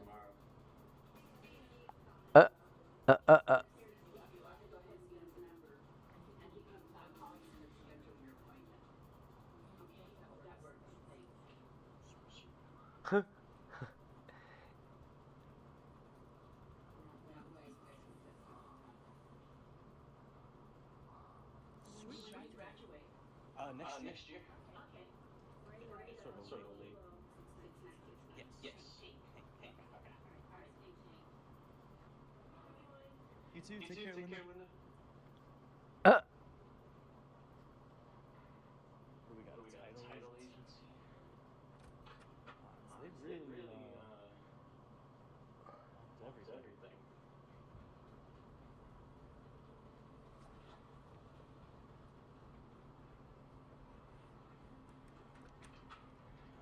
That one's locked. This one's not.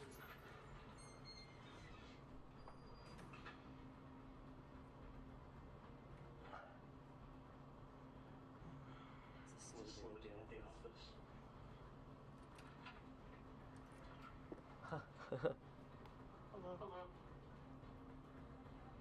Oh, I work with West USA. I was just kind of getting to know the building. Oh, I think my quest is back here. We have to talk to him. I think my quest is back here. Oh.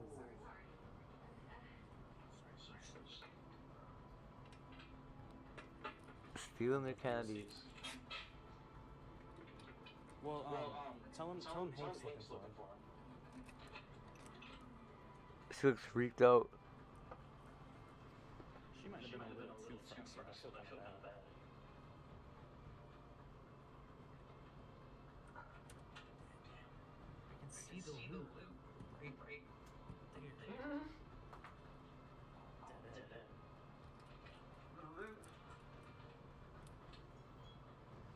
Come on, buddy.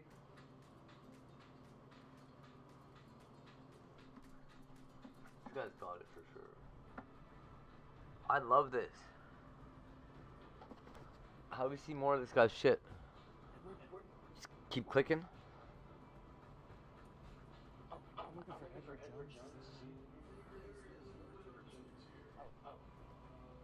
Oh, this is hold up. Sorry about that.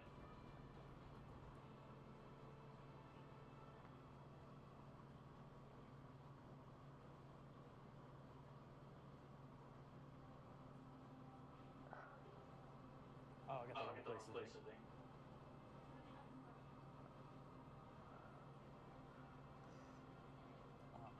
He's on his way. It's cool if I don't know.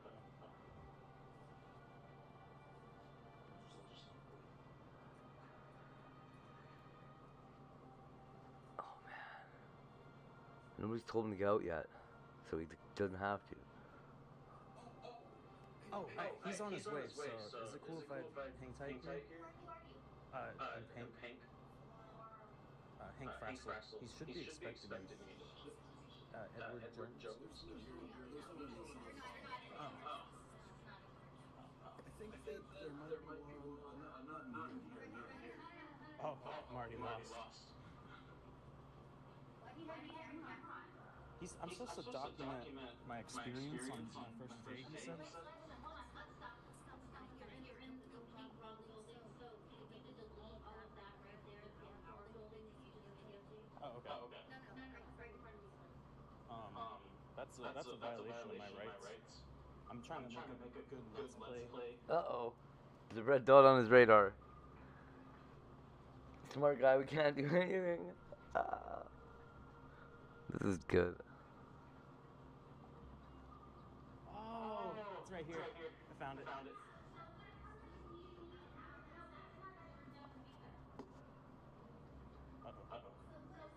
Uh-oh.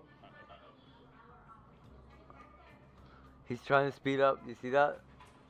I love it. We've got oh no. Oh shit. Everywhere. Look at his radar. Whoa, why are you chasing me? Whoa. That's where we get to the part of that short that we saw.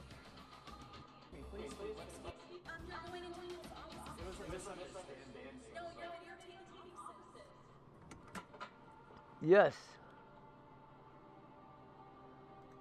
He got out. Dude. It is. It's really amazing. This is so good. This guy's a genius. This is like the best. The best shit that has ever happened to YouTube is happening right here with this guy.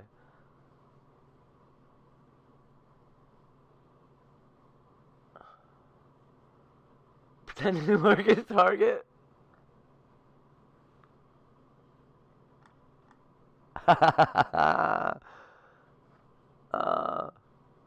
Come on.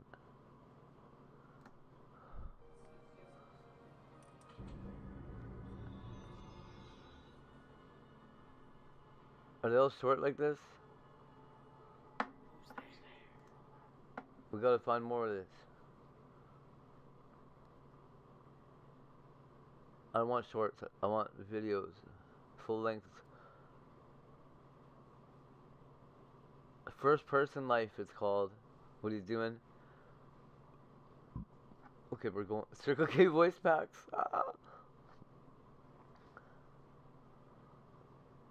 First person life part 5. Part 2.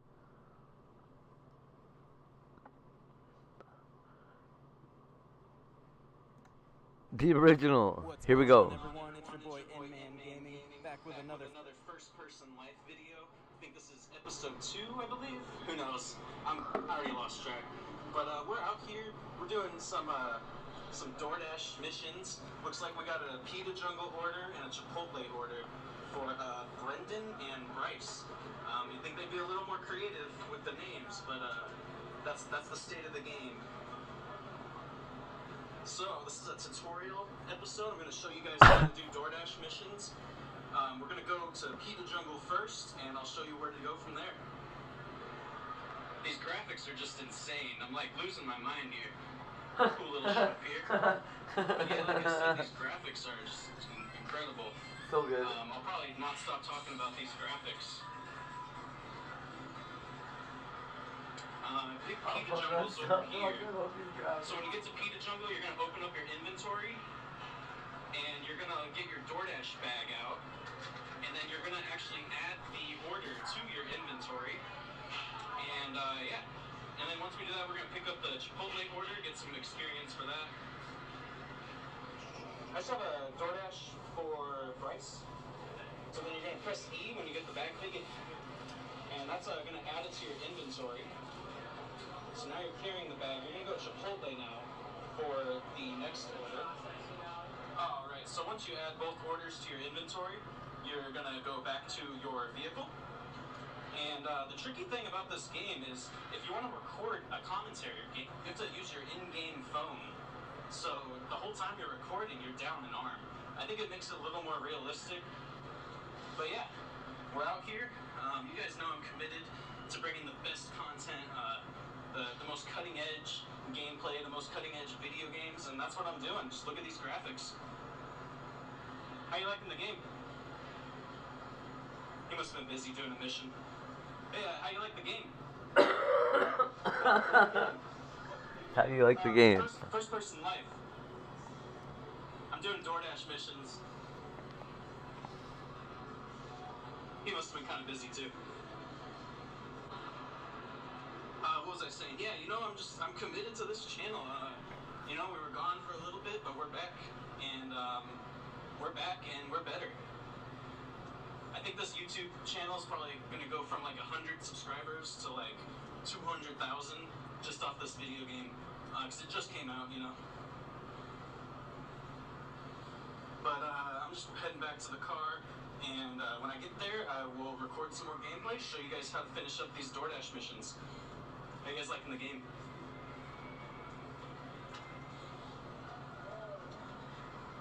Alright guys, so real quick before I go back to the car, if you're like me, you ever find yourself doing DoorDash missions on the Scottsdale server, there's this little shortcut back here I'm going to show you guys, and you actually get experience every time you use it. So what you're going to do when you get to the shortcut, you're going to press E, and that's going to unlock the shortcut for you. And voila! How you guys liking the game?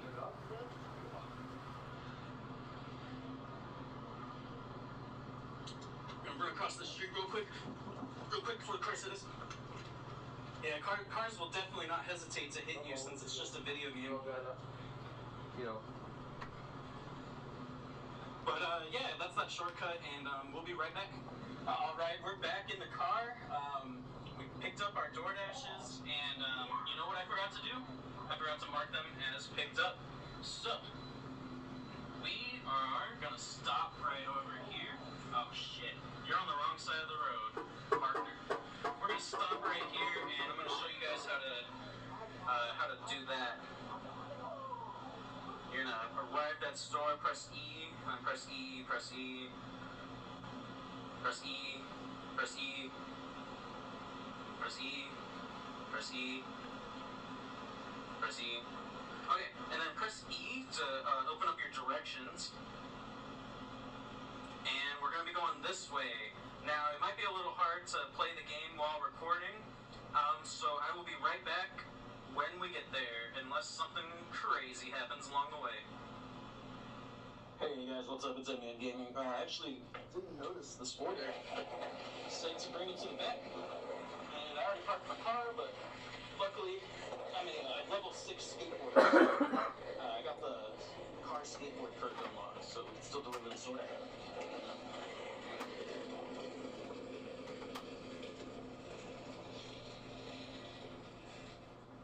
Hey. Bryce? Bryce? I'll take it too. Oh, thank you. Yep. How we doing?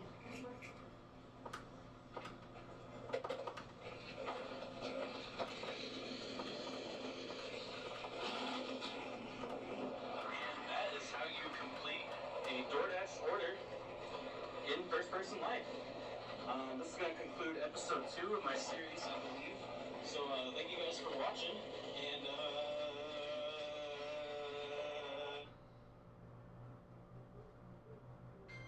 Hey there, Chumba fans. When it gets cold outside, we all like to have something to warm us up. Like this Chumba fan letter. Chumba Casino turned my winter hibernation into a high-energy games extravaganza. Chumba Casino has been delivering excitement for over a decade, so you're in for a world of fun. Start playing today. There is nothing better than being on a hot streak during the cold months.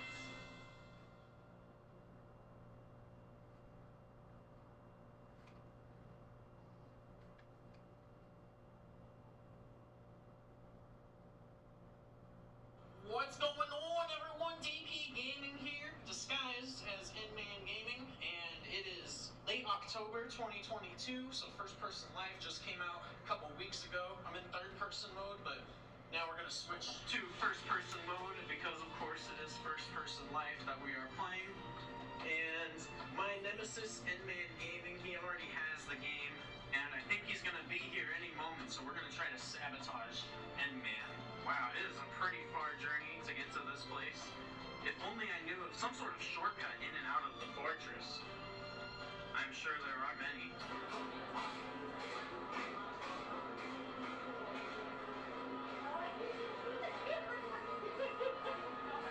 Hello.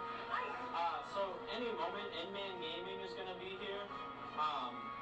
He's going to have 2 DoorDash quests for Brendan and Bryce. Here's 7 gold pieces to sabotage his order. Let me hear an N-Man sucks. You guys gotta sabotage N-Man Gaming's order, cause he sucks. He holds a patent, so he's the only one that can upload first person live content.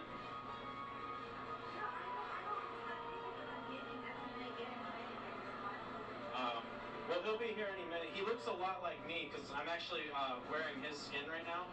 So, I get a great idea. The guy from Firefighter, they know a lot more than us.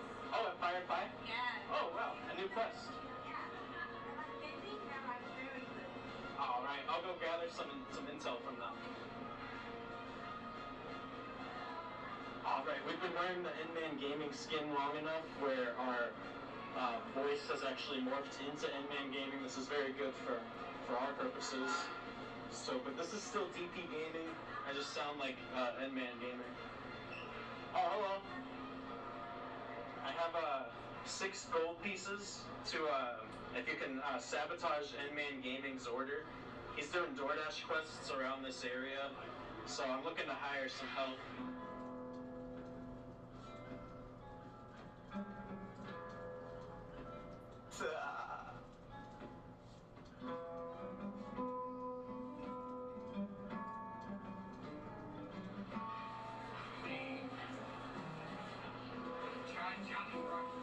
Johnny Rockets? Alright, I'll check it out. Keep a lookout for N-Man Gaming. He looks just like me, but he sucks. Alright, you guys, so the secret entrance is going to be right over here. I received some information from the information center. Now, we can use these passageways to further our agenda against N-Man Gaming.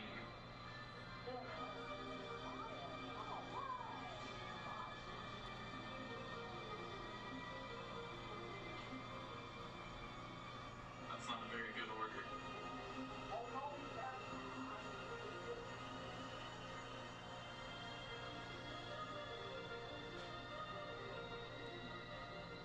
Now, we have not visited this site before.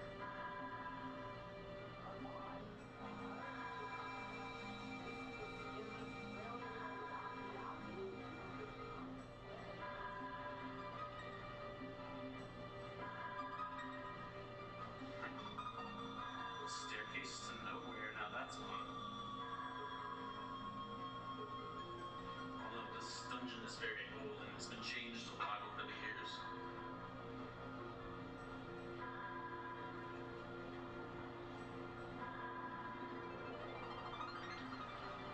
Once again, everyone, I am DP Gaming. Be sure to leave a like and subscribe. This is not where we're trying to go.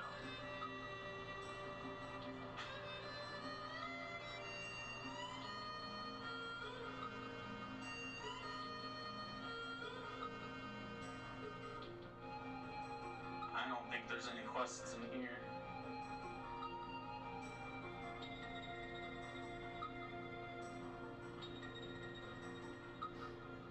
But I think I found an exit.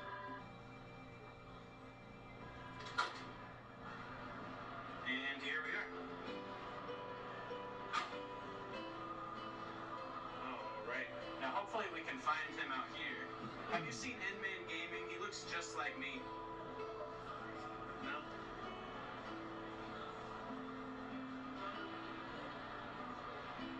Whoa, Christmas stuff's already set up in October of 2022? That's crazy. Hello? Is this where the Christmas quests take place? It's kind of scary. Oh, hello. You're not supposed to be filming. Oh, I'm not? The set, no. Oh. Oh, okay. So sorry, there's a sign right here. On camera policy. Where? Yeah. Oh, I see that now. Oh, I'm just looking to start the Christmas quests. This looked like it might be the place to do that. Oh, are you doing a virtual thing right now? Yeah. I gotcha. Have you seen Endman Gaming?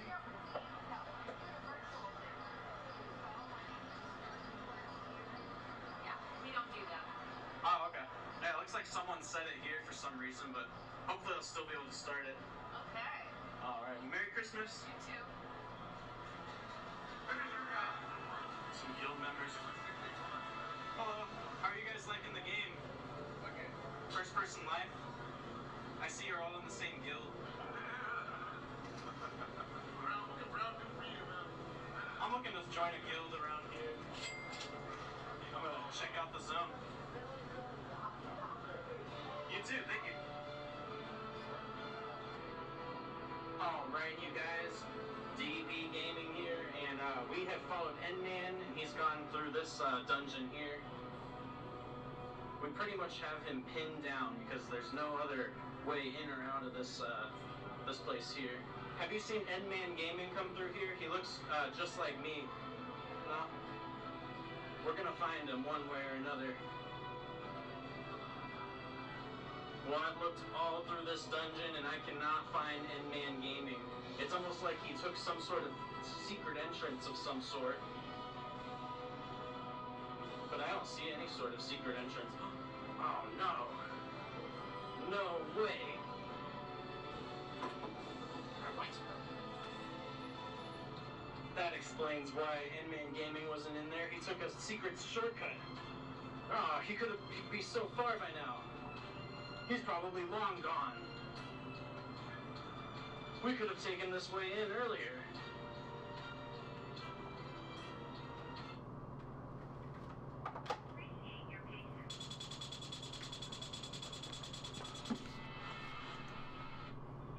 That's honestly, that is some good fucking content right there. I like what this guy's putting out. Everybody, What's going on, everyone? DP Gaming. I don't know. If you don't sub to this guy, you suck. I'll just tell you that right now. That's it. Sub it up. This guy right here. Or, what's his channel here?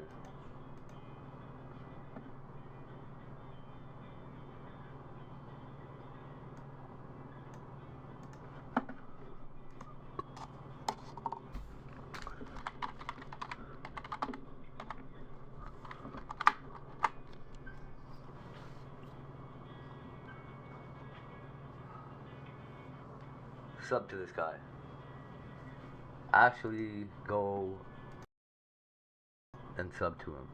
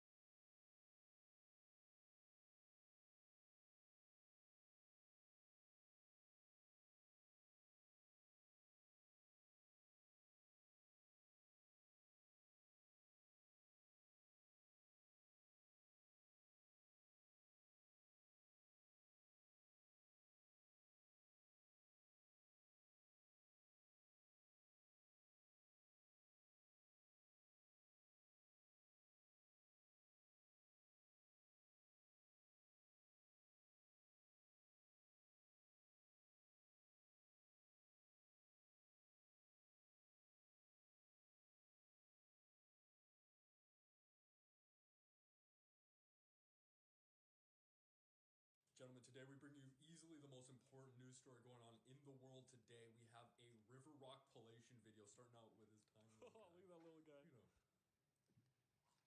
Looking equivalent in size, but it was slightly bigger. And yo, that splash is giving Saturn. Moving on now. Here we go.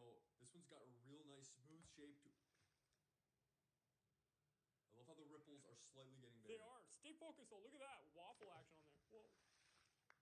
Wow, that one produced a lot more sploosh action. Fact checkers are saying 20% more than anticipated. Slight moss taking place on. Despite its triangular shape, still creates that circular ripple. It's very impressive. Here we go. Ooh, the smack of it hitting the riverbed. Second last sploosh, and now going on for the final sploosh. What we've all been waiting for. Double-handed and top.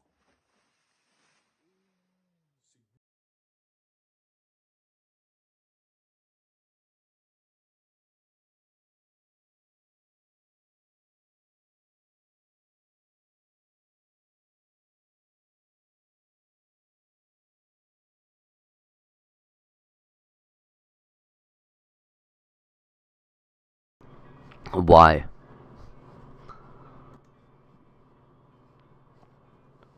Because that's how the universe works. Is that right?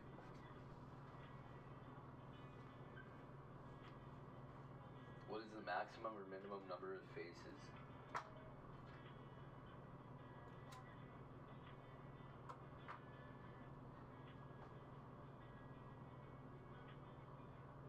That will interact with a water body at once.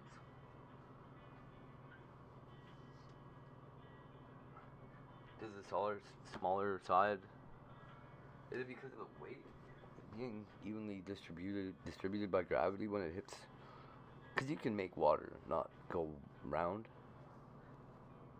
It's because everything's falling at the same speed that it's round, right?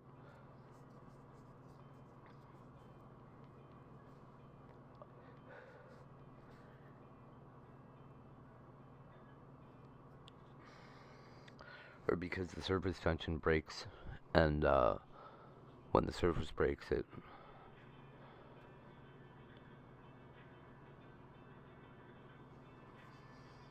why doesn't it count as thousands of little breaks? Every point on that surface should because a surface tension break is not a surface tension break. That's not what it really is.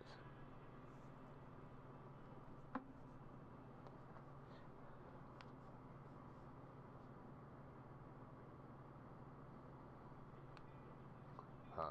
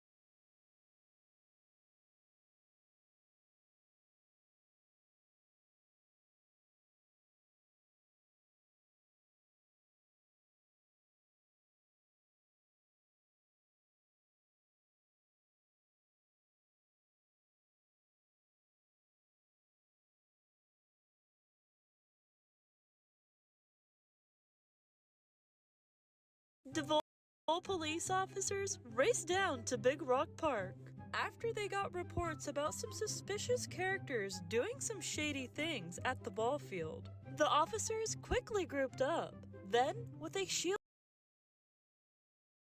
But the suspicious characters turned out to be a group of kids, ready to have a friendly snowball fight. Let's see your hands! And after a few seconds, the officers found themselves outmatched and retreated, leaving Officer Clark to fend.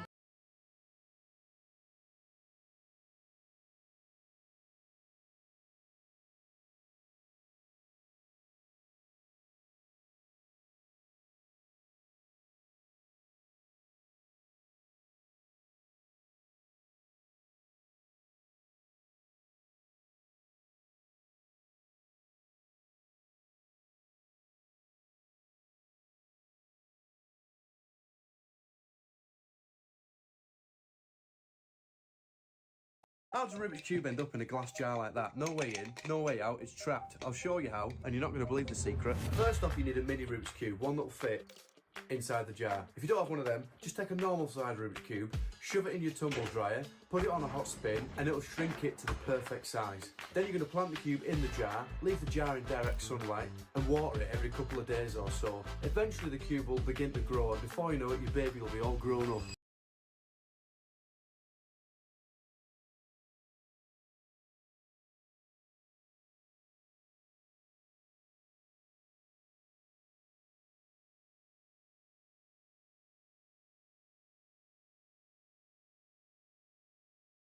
With a Rubik's Cube. Each one harder than the last, leading to an impossible finale with a Rubik's Cube that defies the laws of physics. Which we'll come back to, because first, level 1 employs the use of a paper bag, alongside some social commentary on the lack of women, because most magicians have got a wrinkly old sack, but not most wrinkly old sacks can solve a Rubik's Cube. And at level 2 we start to see that the sleight of hand is responsible for solving the cube. It's not just the paper bag, it's the hands that are doing the work, in the same way it's the hands that do the work when I chuck the cube up and I catch it and it's solved on all 6 sides, okay? Sleight of hand, you see. I'm relying exclusively on these gangly digits I call fingers, and even under the unblinking eye of the camera lens I can show the Rubik's Cube mixed up on all 6 sides and just toss it up and the cube instantly solves itself. Wow, aren't I clever? The secret is being able to do a load of moves really quickly. If I mix up the cube and I mix it up, maybe this is about 15 moves away from being solved. The idea is to do all 15 moves really fast in like a split second. I'll mix it up some more, it's about 25 moves away from being solved. I'll do 25 moves in 1 second and it looks like that. That's the Rubik's Cube immediately solved. I've got a lot of spare time. And when I first got into Rubik's Cubes, this is the sort of thing I'd be looking at. This is a blank Rubik's Cube, because I'd be the sort of guy that would take the stickers on and off and put them back on painstakingly. And after a few hours of taking the stickers on and off, you do sort of think, maybe I should just spend this time learning how to actually solve a Rubik's Cube. And from then on it was miles easier, but I found a quicker way of taking the stickers on and off. And if you think this is what level 3 looks like, taking stickers on and off, putting them on a Rubik's Cube without you even realising me doing it, just imagine what level 10 looks like. Spoiler alert, it's proper Harry Potter shit.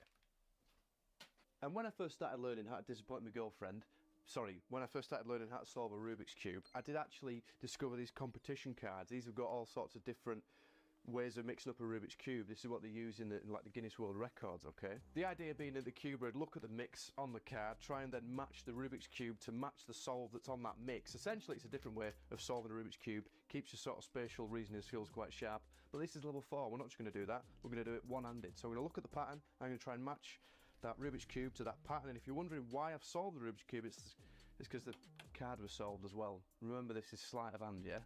Sleight of hand. And remember, this is only going to get more difficult the further we go up. We're in level 5 now, yeah? And at this point, the cubes get a lot more difficult. We've got a mini cube. I don't know if you've seen one of these before, but they're very hard, really fidgety to do anything with, especially one-handed. You try and do anything with that, and it's just hard work, right? But we're not going to do just sleight of hand now. This is going to be more than that. This is going to be sleight of tongue. What's this?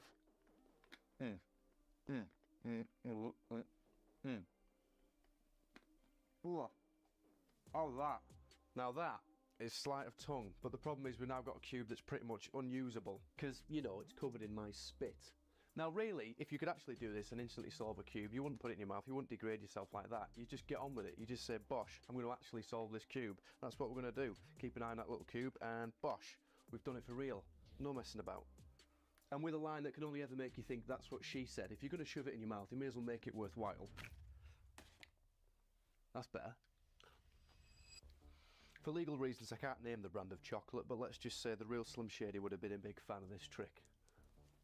If you catch my drift. Now, I'm not trying to consider myself a speed cuber, by the way, because those guys, when you see them...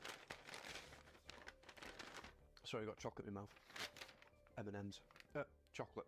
When you see these guys who can actually solve a Rubik's Cube in about 3 seconds flat, they're actually doing it for real. Okay? What you see me do is sleight of hand tricks, that's all it is. Hey Siri, name a random colour on a Rubik's Cube. Blue, okay. See, when I mix up the Rubik's Cube, it's essentially a demonstration of the fact that I've spent countless hours of my childhood pretending to master a children's toy, whereas these guys that you see do it for real actually have spent countless hours of the childhood mastering a children's toy. You decide which is worse. Now, don't get me wrong, I know my way around a Rubik's Cube, okay? The randomly generated colour was blue. There's no blue there, no blue there, no blue there, no blue there. In fact, there's no blue on 5 sides because it's solved on one side, which is quite difficult to do. It's also quite difficult to then solve that Rubik's Cube without affecting that one side that's solved and only mixing up the other 5 sides. Does that make sense? I think I've done it behind me back, he says. I think so. Is that maybe like one move away? I mean, you're saying, oh, he's not solved it. Listen, I don't mess about. This is sleight of hand, remember? But it's not impossible. What would be impossible would be doing the same thing but with a cube that you've seen in the bag without touching it and having all 6 sides turn into the colour blue. Now that would be impossible. My days, if you're like that, you're going to absolutely blow your beans at level 10. Listen, we're going to try one more thing. Because at level 8 you might be thinking, oh, that's very well and good, Jack. You big smart ass with your Rubik's Cubes and your M&Ms. Sorry, Smarties. What if Siri had named a different colour? A colour that wasn't blue? Alright, let's try it. Hey Siri, name a random colour that's not blue. Okay, yellow. Yellow. Here we go. First, the Smarties. We've lost half of them, but the yellow. I know you don't know what it means. I'm saying the M&Ms, sorry, chocolates have turned yellow. Yeah? Also the Rubik's Cube is now yellow. Right? Now that is proper Harry Potter shit. And before we get to the mind-blowing ending of level 10, we first need to put further strain on my cardboard recycling bin with the introduction of another paper bag. Okay, now this one holds a little secret. See, within this bag is, well, something that'll put further strain on the glass recycling bin this time. By that I mean a glass jar, okay, square glass jar, and also we've got a Rubik's Cube. I'm telling you now, that Rubik's Cube is going to end up inside that glass jar, okay? This is what we're on about when we say defying the laws of physics, yeah? Okay, here we go. Rubik's Cube next to the jar. Solid through solid. The only sort of penetration a speed cuber gets. Here we go.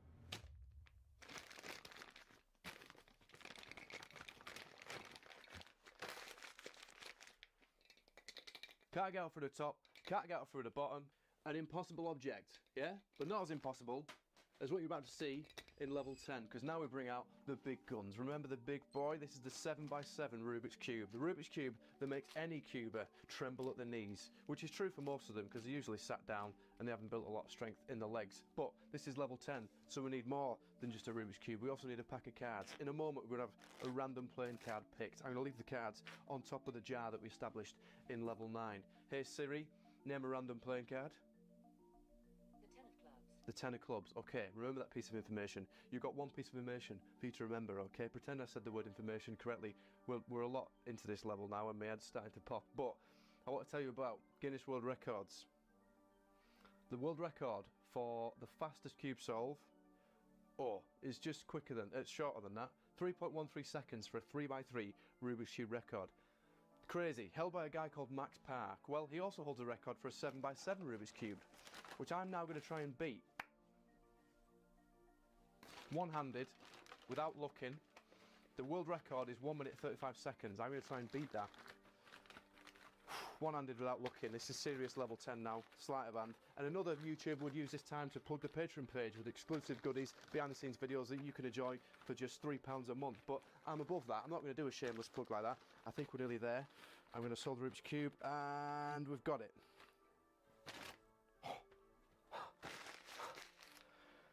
In record time, what's that? Exactly 24 seconds. 24 seconds dead, right? That's what? A minute and 11 seconds quicker than a record of a minute and 35 seconds. But the time is very significant. See, in 24 seconds, we solved the Rubik's Cube, but we also did something else. We established the position of the randomly named playing card. Siri named the card the 10 of clubs. I'm telling you, in the 24th position is the 10 of clubs. 1, 2, 3, 4, 5, 6, 7, 8, 9, 10. It could have been any card, could have been any time. 11, 12, 13, 14, 15, 16, 17, 18, 19, 20. We're after the 10 of clubs in the 24th position. 11, 12, sorry, 21, 22, 23 in the 24th position. The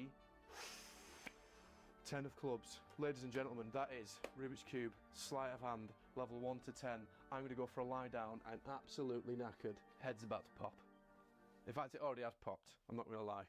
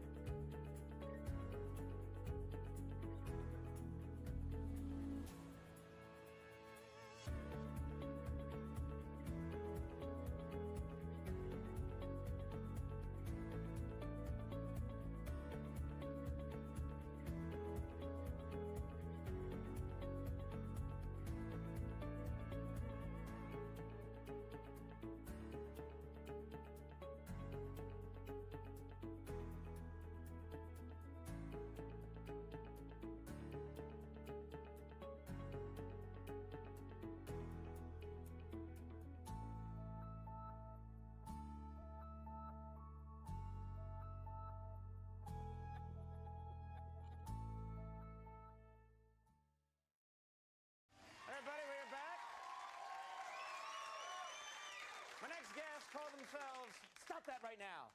Call themselves rip-off artists. You can see them, artistes. Sorry. You can see them at the Rio Hotel and Casino in Las Vegas, July 20th through August 19th. Please welcome Penn and Teller. Gentlemen, nice to have you here. We're standing right here. We thought today we'd share a little bit of behind the scenes, how magicians, how we practice a lot. Sort of like a VH1 behind the, yeah, exactly. Cool. How you know how you get into it, and this is also good. Anybody at home that wants to learn magic could do it. This is for straight sleight of hand. You know, like sometimes when baseball players warm up, they'll use heavy bats or a couple bats or something. Right. When we do sleight of hand, we use double-edged razor blades.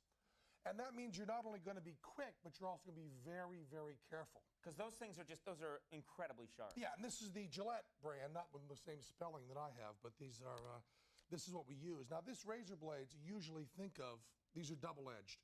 So they're sharp here, and they're sharp here, and they're not sharp on the sides here. Usually think of using these to, like, you know, shave a little bit of hair off there. Right.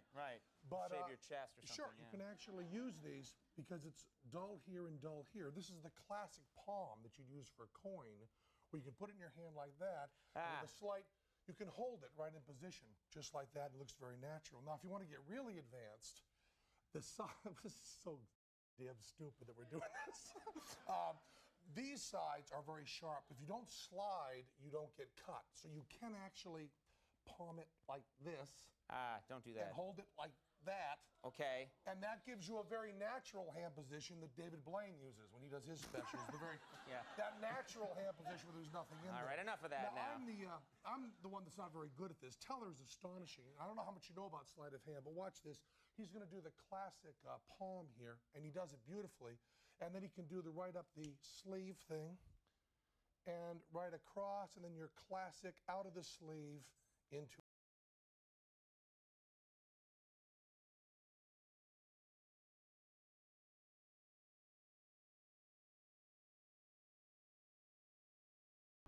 Definitely don't need that strike.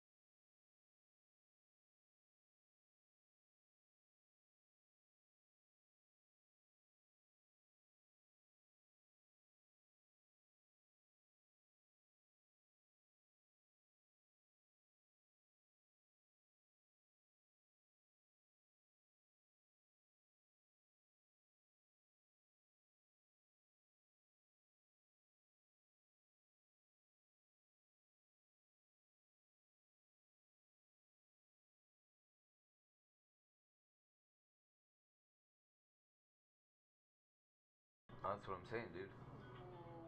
No? Okay. We're just gonna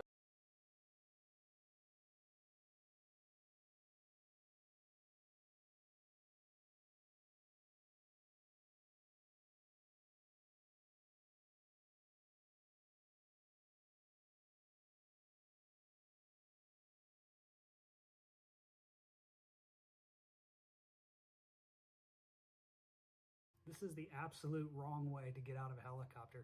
See these people walking out to the front? That's the right way to do it. Look at this guy on the right-hand side walking around the back. What a terrible decision. He almost gets clipped by this tail rotor, and the pilot can't believe it either. He's looking at his right-hand side, hoping that this guy shows up, that he's not dead. This is the absolute wrong way to get out of a helicopter. See these people.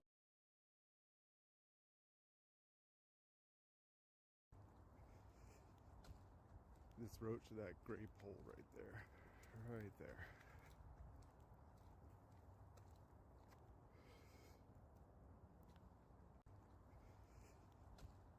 This roach.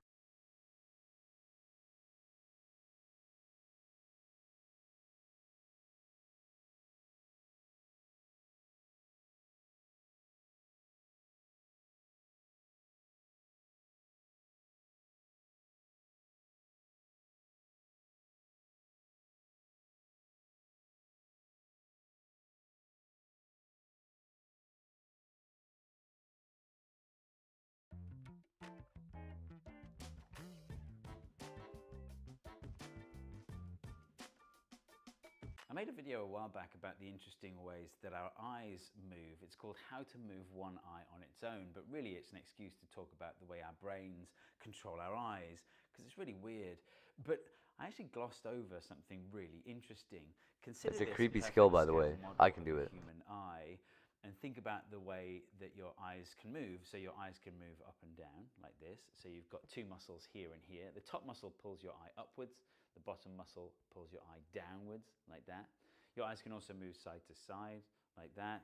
So you've got a muscle here and a muscle here on the sides. This muscle pulls your eye that way. This muscle pulls your eye that way. But you've actually got two more muscles. So you've got 6 in total. You've got one on the top and one on the bottom like this. The top muscle pulls your eye around that way. The bottom muscle pulls your eye around that way. In other words, you can roll your eye. Like you think about the terminology used in aviation, you've got pitch of an aeroplane, the yaw of an aeroplane, and the roll of an aeroplane. So these muscles roll your eye. In other words, they rotate your eye around an axis that is your line of sight. But why would you need to move your eye in that way? There are 2 reasons, actually. The first reason is to maintain a stable image on your retina. That's really important for clear vision. Actually, it's why when you move your head side to side and up and down, your eyes move in the opposite direction. It's a counter movement that maintains the orientation of your eyes so they're always pointing at the same thing as you move your head around. That maintains a stable image on your retina and reduces motion blur. The same thing happens when you tilt your head from side to side. Your eyes counter-rotate to maintain a stable image on your retina. It actually happens in steps. So your eyes smoothly rotate and then jump back, and then smoothly rotate and then jump back. And it repeats that as you tilt your head. It's a bit like if you're on a train and you're watching the world go by. Your eyes will smoothly follow a tree and then jump back, and then smoothly follow the next tree and then jump back. And again, it's to maintain a stable image on your retina. It's not that easy to see an eye rotating, actually, unless it's really bloodshot. So lucky me. The second reason is to maintain good depth perception.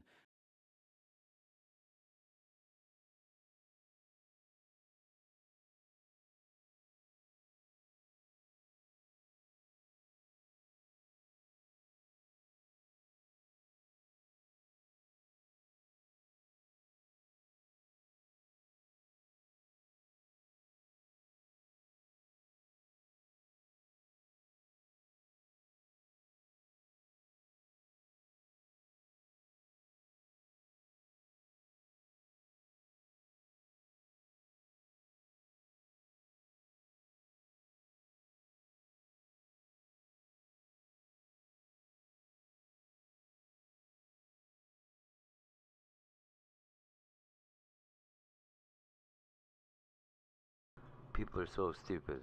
It's called two-factor authentication, dummy.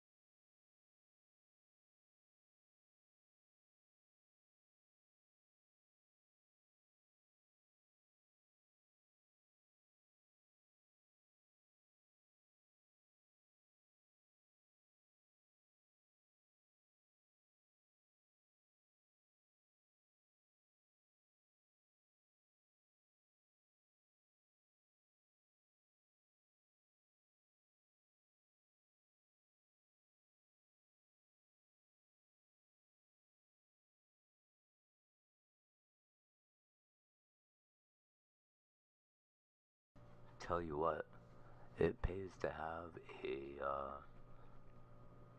I don't know. It pays to be able to talk to people. Such a valuable fucking tool, dude.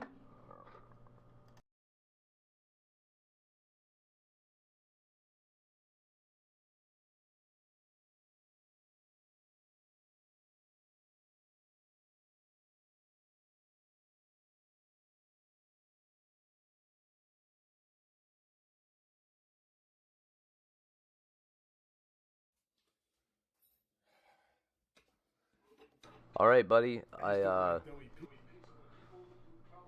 gonna have to. Oh, wrong mute.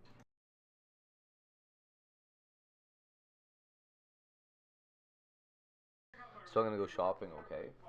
Okay.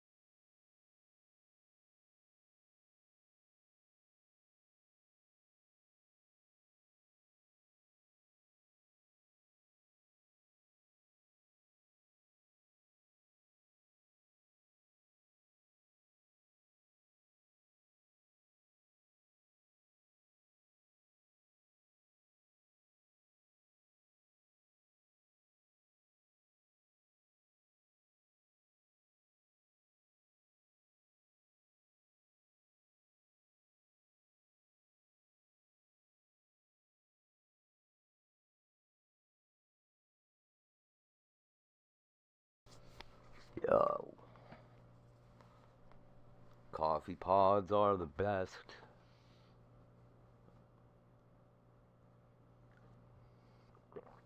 I hate.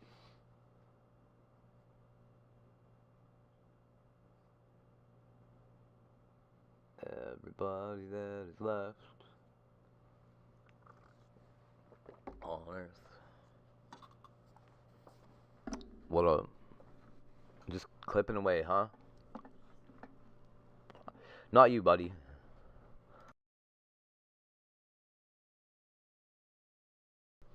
So funny.